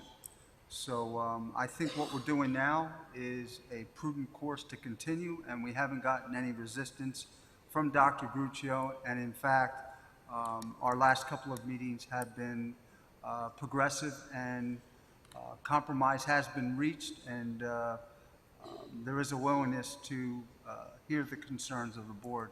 So I think what we're doing, in a sense, is working right now. I did consult with our New Jersey School Board rep, Ms. Walter, and when we talked about hiring freeze, the one thing she did explain to me is, in the end, if you do not have a hiring freeze, we as board members have the final say by a yes or a no vote. If 5 board members choose to vote no to a certain hire, then of course that hire doesn't happen. What I try and look at is, as Mr. Medio is, he's looking ahead at the $8 million number. Something I've talked to Dr. Rossi about and Dr. Gruccio as well is, we have these budgeted positions, and yes, they will get posted and they would get hired, but the most important thing that these hires need to know is it's pending board approval. So I never really like to see people show up with a bouquet of flowers and then get voted no and things like that. At the same time, they need to know, when you're $8 million in the hole, just because you were hired, you pretty much could be on that chop block. So there really is no guarantee. So sometimes when we talk to hiring freeze, I know you're thinking proactively, correct? After the last 2 years, I don't know how else you can think. And I understand that. I understand that. I like to say I've heard from the 3 seasoned board members, and I have the other board members. I like to hear your feedback. I think that you need to trust your leadership, and whatever their recommendations are, that's what they're there for. Like I said, the board's job is not to manage the day-to-day operation of the schools. That's why you have people in positions that they're in. Thank you. I don't love the idea of central administration having to come in front of board members to justify why they need to make a hire when they're the ones daily going through the grind. It's not our job. Do I have anyone else? I don't think that, I mean, to do a blanket hiring freeze at this point, I think, as Tom indicated, that we have to look at all of the hires, and I am sure that administration is carefully looking at what is needed, but people resign, people retire. There are essential positions that I believe need either replacing or will call for someone to fill that spot. And I don't want to tie Dr. Gruccio's hand or central administration from forming plans for replacing essential positions. But certainly, obviously, we each have the ability to question and ask questions and hopefully, fiscally do the most responsible thing and most importantly, what is in the best interest of our children here. Thank you, Inez. Anyone else? Yeah, can one of my fellow board members tell me how you determine an essential position?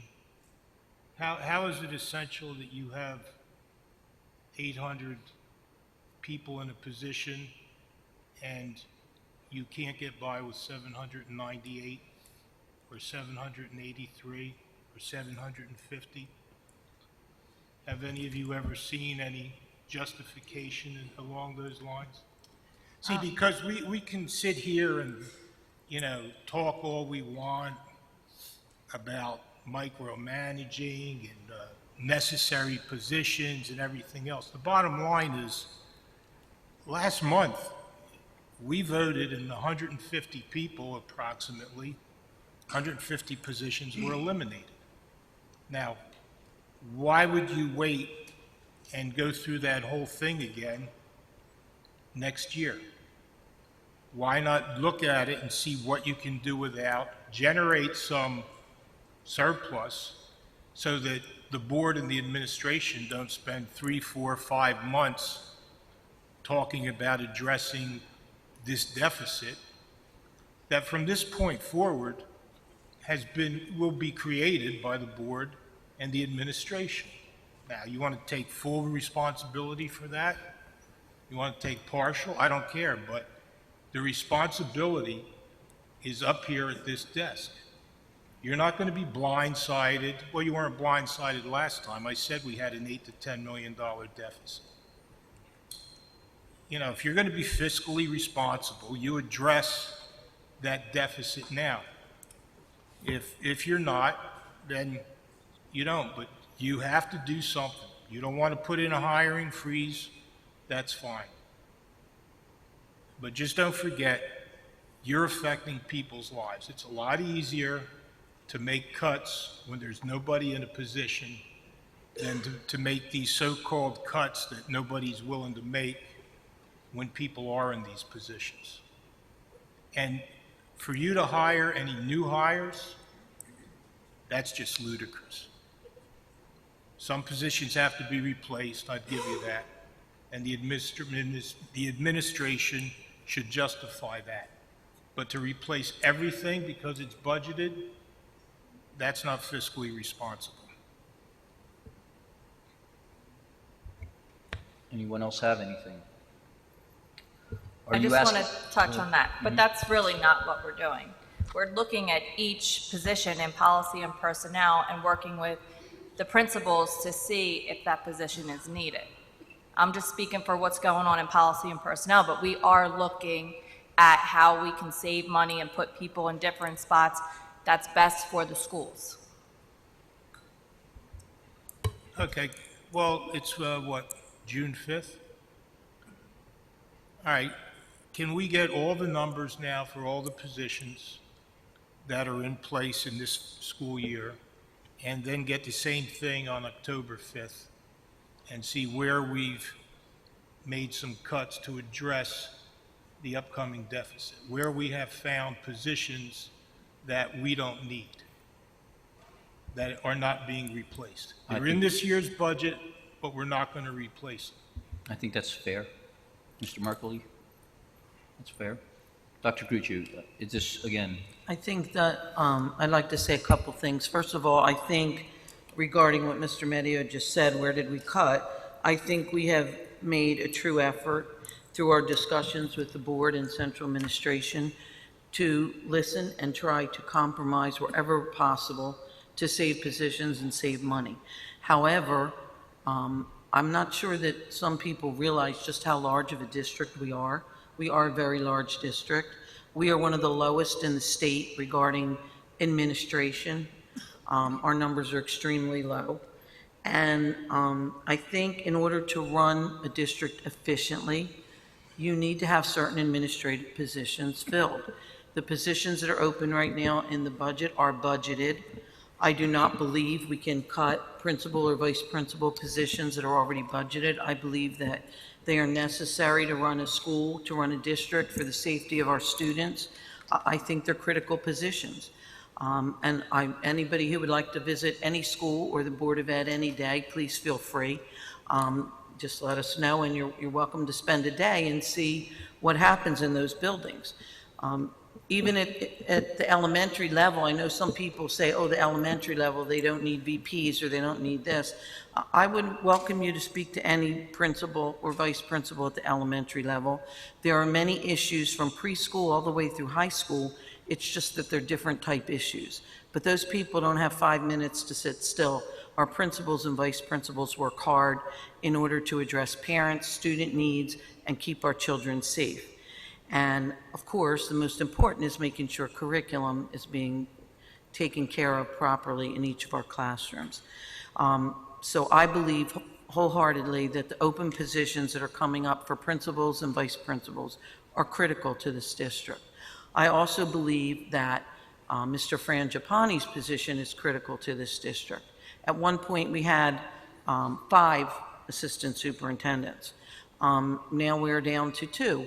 And I think that you need to stop and think about what happens down here every day.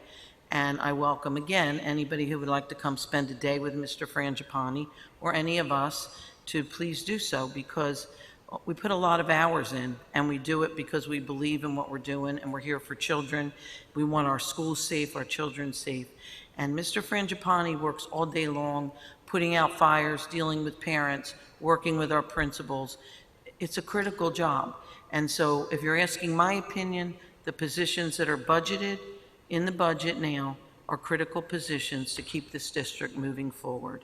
And I'm always willing to discuss any, possibilities to move things around or meet halfway, but I really believe wholeheartedly that they're critical to run this district properly. thank you, Dr. Gruccio. Do we have anything else? All that being said, I still don't see what you're going to do to address the upcoming shortfall until we go through the same thing we went through last year, because repeating an action and expecting a different result is Albert Einstein's definition of insanity. So unless there's some kind of a plan that's put forth to address this, you're just looking at the same thing coming up in another 4 or 5 months. I believe we've tried our best each year, even though it's been difficult, to save as many positions as possible to make sure our students are getting the best education they can. And we had to cut $14 million this year. It was not easy. We worked from October 1st all the way through May, and we talked about many, many situations to try to come up with that number, and we did. And we do not know at this point what money we will receive from the state or the exact financial situation we will be in. But again, we will work as a team and address each issue, and whatever money has to be cut, and we'll do the best that we can. But I feel that these positions are critical in a district our size to do what's right for kids. I just wanted to echo some thoughts here. I think it's a good idea for any board member that's not sure what's going on at any of our district schools to actually take that opportunity that Dr. Gruccio did and go into Rossi Elementary School, go into DePalto Elementary School, go into any of our larger schools that have populations of 500 to 800 kids. And you're going to see that we have students, a population, unfortunately, some of them need some extra attention, whether that be through basic skills, through behavior modification. The people that are, I can't even envision in my mind, and this is what's bothering me when I hear this, Gene, and I respect what you're trying to do it forward, but I can't envision in my mind eliminating vice principals that deal with discipline day in and day out. What I'd like to see is some consistency, a behavioral modification model and discipline model that is going to benefit, that take kids that are maybe disrupting the classroom along those lines and provide them an alternative to not disrupt those classrooms so that everybody can learn. But I can't envision some of those choices in my own mind because you have to go into the schools and you have to see it. And we just can't look as everything as the bottom line. It has to be a priority. Personally, I'm very concerned about our security and safety of the school district. That is one thing that I told Dr. Gruccio I do want to discuss in this next budget cycle. And it's not something I'm going to let go of. So, you know, in order for student achievement to occur, we have to have good facilities, safe facilities, and we have to support those classroom teachers. And we're going to have to make some tough choices, whether that is consolidating more schools, whatever those ideas. Mr. Merkley has already started. Just by the changes in transportation alone, we've accomplished, well, he's accomplished, you know, because it's none of my work, but he was able to accomplish making a viable investment in our school district for transportation, which is going to support our school district, and returning that saved revenue by taking routes back, by looking at a different model of how we're doing buses, and then putting that into some of our infrastructure, and by doing that, returning monies that can be used to get some maybe more basic skills teachers. So the things that are occurring, the change, I'm seeing it. It's going to take, we're going to have a period of pain. We increased our tax revenue. We're going to have to do it next year also. We're going to be in this situation where we're going to have some budgetary pain over the next couple of years. But I think once it stabilizes and we make smart decisions to look forward, and I'm not saying what Gene's saying is wrong, but what I'm saying is there's certain things I will not personally, as one board member, vote for and I will lobby against, and they're firm in my mind. So I just wanted to say that, you know, I do support Dr. Gruccio on her efforts to move the district forward. Do her and I agree every decision? You can ask her right now, we do not. And we do argue. Respectfully, there's nothing personal, it's business related, but what I've been seeing lately is I've been seeing compromise, and that is all I can look forward to as a single board member. So that's all I have, Scott, for that. I speak to Dr. Gruccio daily. We, as Tom says, it's not all roses, but it's always functional discussion. I guess Mr. Medio is trying to ease the pain. I know exactly what you're trying to put out there, and I respect that. And this district is unique. We ask our principals to continue to cut. We ask our teachers in the classroom, bring in your own tissues, etc. You know, and then we always hear in the supermarket, when are you going to cut at the top? When are you going to cut at the top? And then you always give me these numbers from the state where we should be. 5, you know, that's not even possible, really. But I guess I could tell you I'm not the same leadership you had the last 2 years. So I do watch the hen house.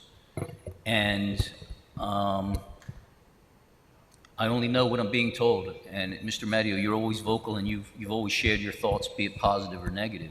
I respect what you bring to the table, and I think each board member agrees to what he's saying, but you also respect what's being laid out there. At the end of the day, what we went through the last 2 months, we're going to do it again next year. And the same fights and arguments and things will continue to happen because that's the stress of the position we chose to be in. We are the custodians of the taxpayers' money. Dr. Gruccio is the one with help from our BA here. I see that, I think I taxed you with changing the culture of the way we spend money around here. And I believe, and quote me if I'm wrong there, I believe you said you have a plan. And not many people are going to be happy with it. But you're not here to make people happy. You're here to change the culture of the way we spend money. So I think we owe it to Mr. Merkley to continue to unfold that plan. One thing I can tell you, Gene, I believe he will keep us abreast monthly of what's going on. He doesn't really sugarcoat it or hide it. And I can see the same butting of the heads between these two sitting next to me, because he's going to tell you no and you're going to say yes. So, I mean, it's not a pretty thing that we're doing here, but as Mr. Medio says, that shortfall number never changes. That's what you're staring at. We thought 14 million was a lot, so hey, 8 million is not that much, but it's still a ton of money.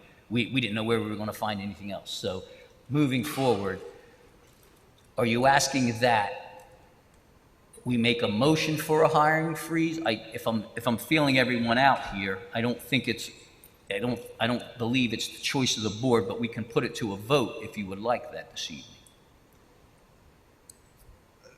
No, I can count to 5 too. I know you can. I figured.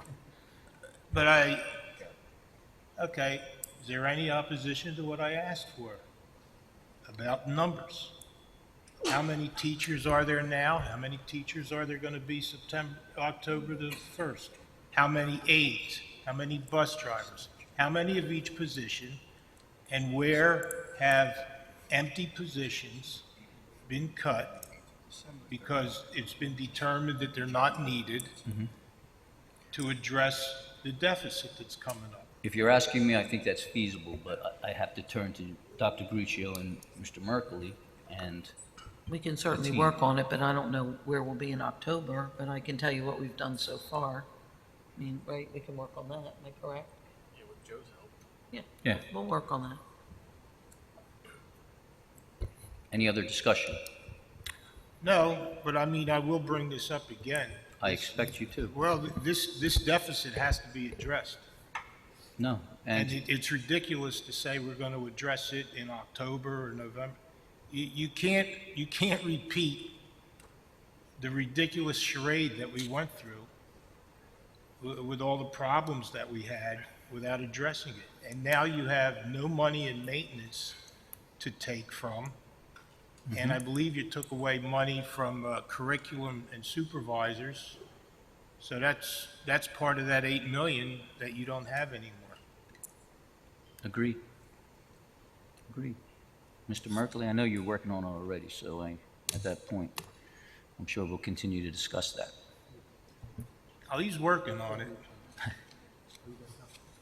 Gotta go. At this time, do we have any other questions concerning that?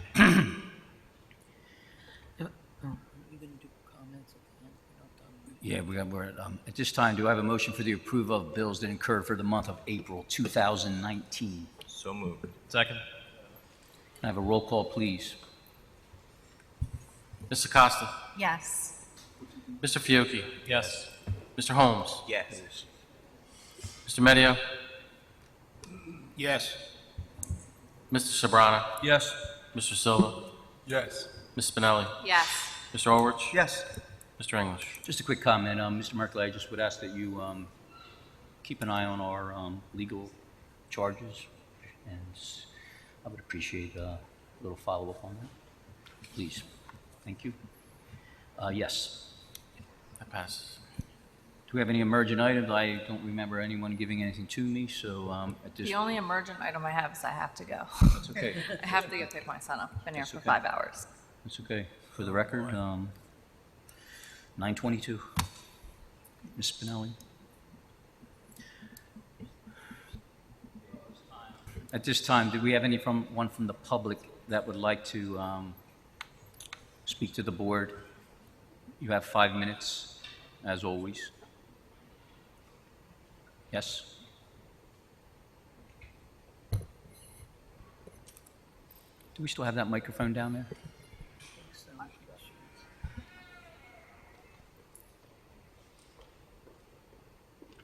Is this the better one to use? Hello?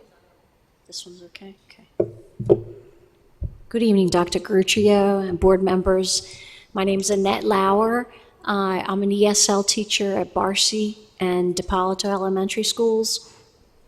I'm one of the 4 ESL teachers who travels between 2 schools daily. I'm speaking to discuss our ESL students and the staff and how they've been affected by the schedule change that was presented to us by the administration last November. We've tried this new schedule and feel it's not effective. According to state code, students new to this country and those who perform low on the Access ESL state test are required to have 2 sessions of ESL daily, and the new schedule does not allow this time for that. Instead, our newcomers are in classes consisting of 11 to 14 students in combined grade levels. And often these classes have autistic students and students with IEPs with special needs. Our staff worked hard to create an ESL curriculum that's aligned with each grade level, and combining the grade levels has made it difficult to implement our curriculum. This is not the best time to ask this, but can we hire more help was one of my points. My colleagues and I have just done preschool screening, and there will be many more bilingual and ESL students in September. If we continue to spread our staff thin, we'll be denied the status as a model school district, and more importantly, affect our student achievement. Thank you for this consideration. Thanks for listening. Thank you. Dr. Gruccio, I would just like to ask that Mr. Fry, I know we meet on, when do we meet? The 10th? Yes. You mean for the next board meeting? For curriculum. Oh, for curriculum. I would like to revisit that. I know we had a little bit of discussion on that, so if we can add that, I would like to have some discussion concerning this, please. Do we have anyone else this evening? I do have 2 people, and I see one comment, but there's a Mary Moy and an Amy DeLucia. Good evening, Dr. Gruccio, members of the school board, central administrators, and members of the audience. My name is Amy DeLucia, and I currently serve as an English as a second language teacher at Petway Elementary School and Pilla Middle School. It has been my distinct privilege to be in this position for almost 12 years in the Vineland Public Schools. Having worked with students whose parents are from around the world, my colleagues and I have supported their academic progress in the English language in a variety of settings. Each ESL child comes to the classrooms in which we serve with a unique set of circumstances, academic experience, and a natural love for learning. I am standing here before you today to highlight an area of great concern within the English as a Second Language program. In order to better help you understand this concern that I have, it would be helpful to share some background information with you. In the year 2012, there were approximately 500 ESL students enrolled in the English as a Second Language program from grades kindergarten through 12th grade. Today, that number stands at over 900 students. During that same time period, from 2012 to the present day, 3 full-time ESL educator positions have been cut. At a time when the ESL student population has been burgeoning with almost double the number of ESL students, there actually have been a diminishing number of ESL teaching staff assigned to fulfill the hours required by the New Jersey Department of Education for ESL students. While we as a department have carried forward as best we can, it is in the best interest of all populations, students and teachers, administrators alike, to carefully consider the long-term ramifications of a dearth of English as a second language educational professionals in the classrooms. Maybe you have wondered what it is like to acquire a second language fluently, or maybe you are well acquainted with the rigorous process that it is. Research shows that it can take 7 to 10 years to acquire another academic language. While it is true that children acquire another language more rapidly than you and I would, as adults, they must still first be exposed to the language extensively, explicitly taught the various facets of the language, and then be given ample opportunity to practice the nuances of the language repeatedly. This all takes what is one of our most valuable commodities as human beings, time. And that is where the problem lies. With fewer ESL educators and more ESL students enrolled in our classes, the required individual classes are being combined. Time is also lost when an ESL teacher is expected to travel between buildings. This leads to fewer meaningful encounters with the language. When multiple grade levels are being taught, multiple English language proficiency levels at the same time due to scheduling constraints, an English language learner is exposed to less of the rich and extraordinary aspects of the English language. While this might not seem like an enormous problem, when this combination, the aforementioned factors, are all added up, we can clearly see that we have lost crucial, well-planned interaction with the language. So why is this a problem? Well, eventually, a child is expected to sit for the state high-stakes tests, which are extremely rigorous.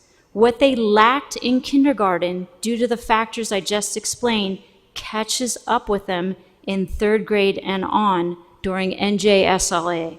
If a child does not make adequate progress on the NJSLA from year to year, this negatively impacts the overall score of the school in which he or she is attending. Will the ESL children currently sitting in the classrooms in our public school district be able to meet the challenges before them today as academic learners, as well as, and more importantly, in the future? When we look at this combination of obstacles, it appears that it would become increasingly unlikely that a rising majority of ESL students could in fact be academically successful. It can be helpful to think of language acquisition like a bank account. What is never deposited into one's language account can never be debited or accessed at a later date.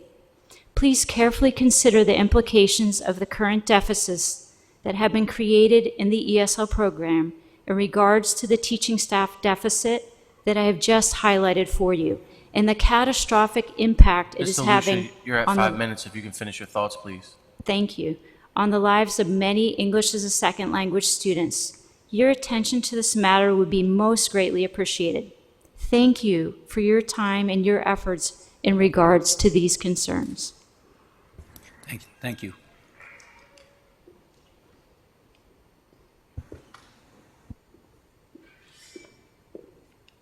Hello. Good evening, Dr. Gruccio. I'm Mary Angelo Moy, board members, administration, and our community. I'd like to speak real quickly to piggyback on what Ms. DeLucia and Ms. Lauer had to say about the ESL program. I teach English as a second language at Vineland High School, and I have taught second language learners at all grade levels over the past 20 years. I am aware, because of this, of the ramifications of effective and ineffective practices. This growing ESL population is receiving instruction from highly educated and devoted groups of teachers who are supported by an equally talented supervisor. The New Jersey Department of Education belongs to a national consortium who we also follow for administering the best teaching practices and testing regulations, that is WIDA. We have an expanding ESL population, as duly noted, but our department has recently been required to meet the needs of this with a reduction in instructional staff and time. Second language learners come into our district at all ages and degrees of previous educational backgrounds. When a child enters our doors and is not given appropriate instructional hours or classes required by our Department of Education, the expected results will likely be a long-term second language learner. Long-term is not a desired label. Essentially, this means a student who lacks academic language acquisition and function necessary to perform to the expectations of our educational system. Acquisition deficits multiply as the student progresses through the school and become evident in test data results. Delivery of effective instruction is within our reach. The collaborative piece is missing. Efficiency is essential and possible. Please consider the needs of all of our students, because the whole is only as strong as the sum of its parts. Thank you. Thank you, Ms. Moy.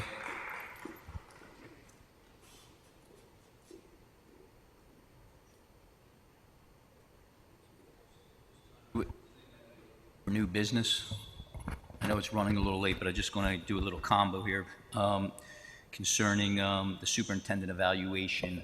I know we had said that we were going through the process, and the four non-conflicted board members, Ms. Spinelli has stepped up and is chairing that committee process. We have Mr. Sobrano, Mr. Holmes, and Mr. Fiocchi involved. I can only discuss, I hope it's going smoothly, and I just want to make sure that you guys are grouping together and getting it complete by that timeline. Also, thank Dr. Guccio for getting her piece of it done in a timely fashion as well. The other thing I have for you, I've done this in the past. If you guys are for it or against it, it's totally your call. We're 6 months into it with our committee meetings. If everyone would like to stay on the same committees or flip-flop, I'd like to keep the committee chairs in place, but if you're happy on the committee you are, then I'll keep you there. But if you choose to maybe want to get on a different committee, I think it's important that I get Alex involved in a couple of the committees, and his schedule works better with the after-hour type meetings. So over the next couple of days, I'll probably send a couple emails out to see if someone wants to try a different committee, get the flavor for something else. And that's pretty much all I have there. At this time, do we have board member remarks? I'll start to my left with Mr. Medio. Yes, Mr. Silva, can you pass these around? On Thursday, August the 1st, the Red and Gray Gridiron Group has their annual golf outing fundraiser and their honoree dinner. And this year, I'd like to congratulate Mr. Sobrano, who will be receiving the Red and Gray Gridiron Lifetime Achievement Award for his dedication and commitment to the Vineland High School football program.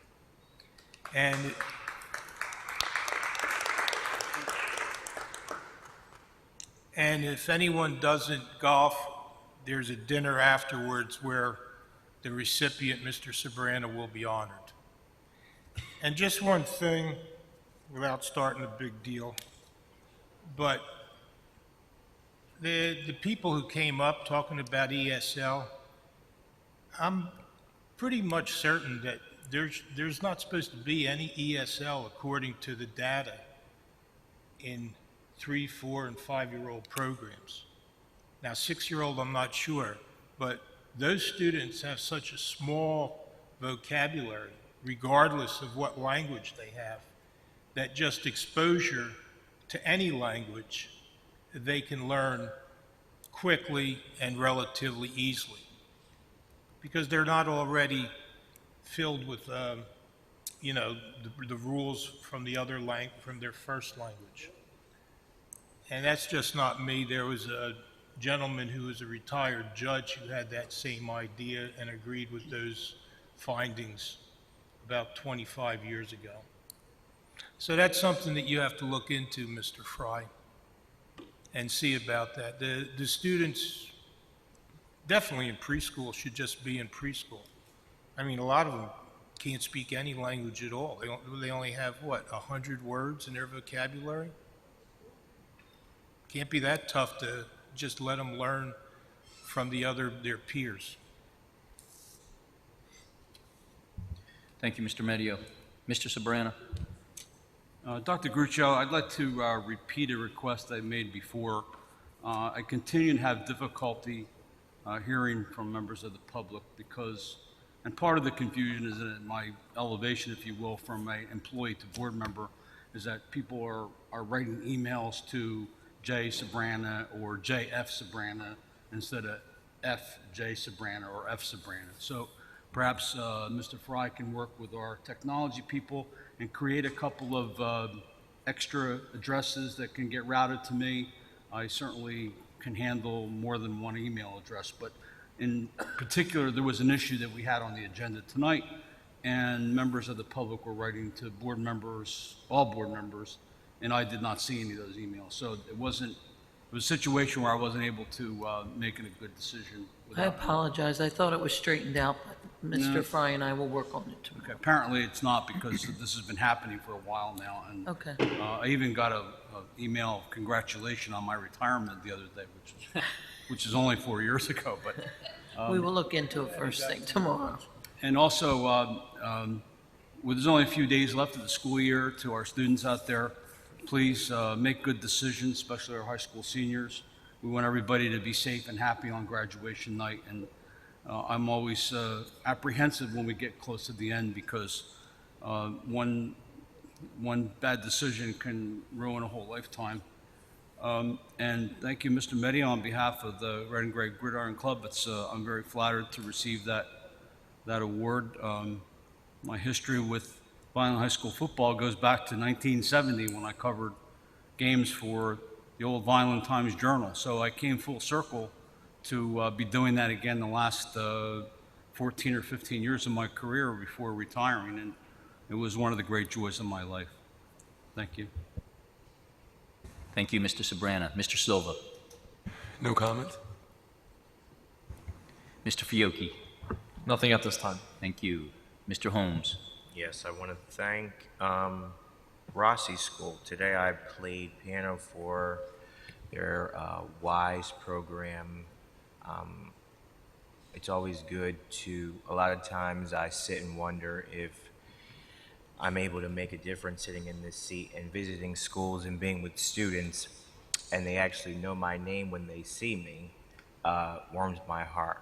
So thank you to Rossi, and I hope that everyone has a safe and happy summer. Thank you, Mr. Holmes. Ms. Acosta. I just want to congratulate all the staff that were recognized tonight, and also I'd like to offer my sincerest best wishes for those who are retiring, and for those, particularly some of wonderful teachers who will not be with us next year. I will miss you all. To our graduating class, I look forward to seeing you at graduation. And with respect to all of the discussion we had today regarding the various issues that are going to be confronting us, I would have to say that despite a lot of the fiscal challenges we've had, we saw tonight how very wonderful our teachers continue to perform, continue to be distinguished, and put forth great effort in educating our children. So I say thank you to all of you. Have a wonderful and safe summer to all our children and teachers. Thank you. Thank you, Ms. Costa. Captain Orange. Mr. Orange. You always be captain. Always captain, right? I just wanted to commend the students that come forward to speak on their issue. That's always a good thing to see students that want their voices to be heard. And I think that the district is going to be in good shape regarding the decisions that were made tonight. So I'm not too concerned by that. One thing I wanted to highlight is, we focus a lot on the negatives. We talk about the budgets, the shortfalls, all that stuff. But there is a lot of great things going on in the school district. You see it posted. If anybody follows the school's, social media accounts, you always come up to some good things. I wasn't able to attend Rossi Elementary School's play, Junie B. Jones, but I heard that it was really, as the school, this is their first year, that it was a fantastic success. So I wanted to say congratulations to Mrs. Here and all the staff who put time in for production, volunteered. There was a great job done by Director Ryan Mulholland. Also Ken Schultz from Pillow Middle School was able to assist with the sound system, and they actually shared some sound equipment that was going on, and that's what we should do in the district. I got this straight from the horse's mouth, and the one horse that has some influence with me, my wife. She's not a horse, but she told me that we have a future star in our district, and her name is Olivia Elliott, and she played the part of Junie B. Jones. So with 500 plus people in attendance, parents, staff, that's the good things that we need to focus on. And I will make a pledge that I will keep my focus as it has been on our staff, the classroom teachers, supporting that effort, and try to make all those decisions based upon classroom achievement, and that's what we should be focusing on. We get sidetracked a little bit, and this board has been sidetracked over the past few months. There's a book out that I came in contact with. It's written by a Navy SEAL, and my boss in a Fortune 500 company sent out copies to his management team, and it really talks about extreme ownership.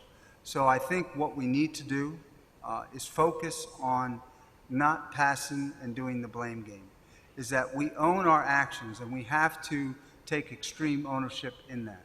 So if we fail together. It's not going to do any good to pass the blame on a particular person, a particular decision to build a turf football field. I'm beyond that now. And we need to each take accountability and ownership in our decisions. And I will continue, I pledge to do that for our staff and the districts and the student, in the district for the students.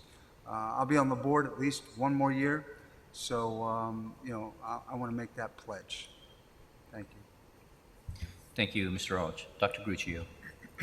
Thank you. I would just like to take a moment at the end of the school year to thank all of our staff and employees within the district. I'm really very blessed to work here, and I think, we hear the negatives sometimes, but we have so much more positive than negative. And I want to wish all of you a very happy, healthy, safe summer. I want to wish our graduates the very best. And as Mr. Sobranis said, I hope they make wise decisions these last couple of weeks so that everybody can truly enjoy graduation. I'd like to also publicly thank the central office staff, because they are just so willing to work as a team all the time, and You know, we don't always agree, but we try to solve problems together, and I'm very grateful for that. And that includes the people down here in the front, our transportation people, our maintenance people, special ed, Scott, everybody that is a department head really steps up to the plate and works together. And I'm really very fortunate to work with those kind of people. So as the year ends, I just want to wish them, I want to thank them and wish everybody a wonderful summer. Thank you, Dr. Gruccio. Just a couple things. Mr. Mehta, I didn't get a chance to thank you for bringing up the discussion concerning the hiring freeze. What I respect most about you, you're a meat and potatoes guy, and you wear your heart on your sleeve, and you say what you mean. I respect that you bring the thought process that it needs to be run like a business, and I know you'll keep hammering, and that's what keeps central administration as well as us board members on our toes. I also want to take a moment to thank Mr. Holmes, because he reminds me a lot of Kim Kataspati from back in the day, where I can't be everywhere, but yet when I hear him speak, he's everywhere. It's a great thing, because people love to see board members out there. And I thank you for taking the time, because it's not easy, and to represent the board, we all appreciate that. Definitely congratulate my colleague, Mr. Sabrana, a well-deserved honor. Tom and I were joking here. We both played while you were covering us, so I started doing the math. I mean, you're pretty old. Yeah, thanks for reminding me how old I am. But also, the last few weeks, as board members, I've said it before, we do not get paid, and it's a volunteer position, but the end of the year brings the great ceremonies to the forefront, and that is really the pay that we receive when we see the accolades that our athletes, our students, they put it together, they put a great product out there, and we've talked about, we hear the negatives, but there is really a lot of great things going out there. But through constructive conversation and board meetings and communicating, hey, we're not going to sugarcoat it. We struggle in areas as well. So the kind of conversation we put out here each month, I continue to believe it's constructive, and I respect each board member for what they bring to the table. I want to just take a moment to thank Mr. Merkley again, because I was unable to attend a couple of the meetings, but from speaking with my colleagues that were sitting in these meetings, after hearing it, it was like a breath of fresh air, which is something financially that is refreshing for me as board president and a taxpayer in Vineland to hear. So we know we are being represented well on the financial end. Pretty much it's the end of the year. Safety to our kids. Congratulations to all the graduates. I know Suzette will be getting the board members their, Mr. Marcy will be getting us our tickets for graduation. I know we've been, I've had a couple emails concerning that, so we'll be receiving them. I think we have our parking pass here. I would just ask that each board member let me know if they are going to be attending, so I know, and take a minute to really enjoy the moment, because that's really what you see up there on that stage is a product of what we are fighting for. And I thank each of you for that. Mr. Fiocchi, I don't want to forget you, because you're the finance chair. That it's not a pleasure cruise there. And you know, when I chose to see if you wanted, I wanted you to do it for this third year with a $14 million shortfall. You didn't say heck no. You said no. I'm going to dive in and finish what you started, and I do respect that. Mr. Silva's new here, so I'm trying to get Mr. Silva really acclimated to what we do here. So I'll be in touch with him on some committees. And then finally, Inez, I know you've been struggling with your father there, and to split your time, board member and that, you know, family always first, and you're doing a great job for us as well. So, hey, I couldn't be much happier being in this seat 6 months in, because we've read all the social posts and everything else, and people are entitled to their opinions, but continue to hold your head up, each one of us, continue to work hard and communicate with one another, and my sidekick, Captain Ulrich here, and I will be there for you. So I can't adjourn, unfortunately, because we have to go back in executive session. But you can, so Can we? That with no action? Yeah, adjourn public session. Okay. At this point, do I have a motion to adjourn public session, and then we will be going into executive session? Second. All in favor? Aye. Good night, and thank you.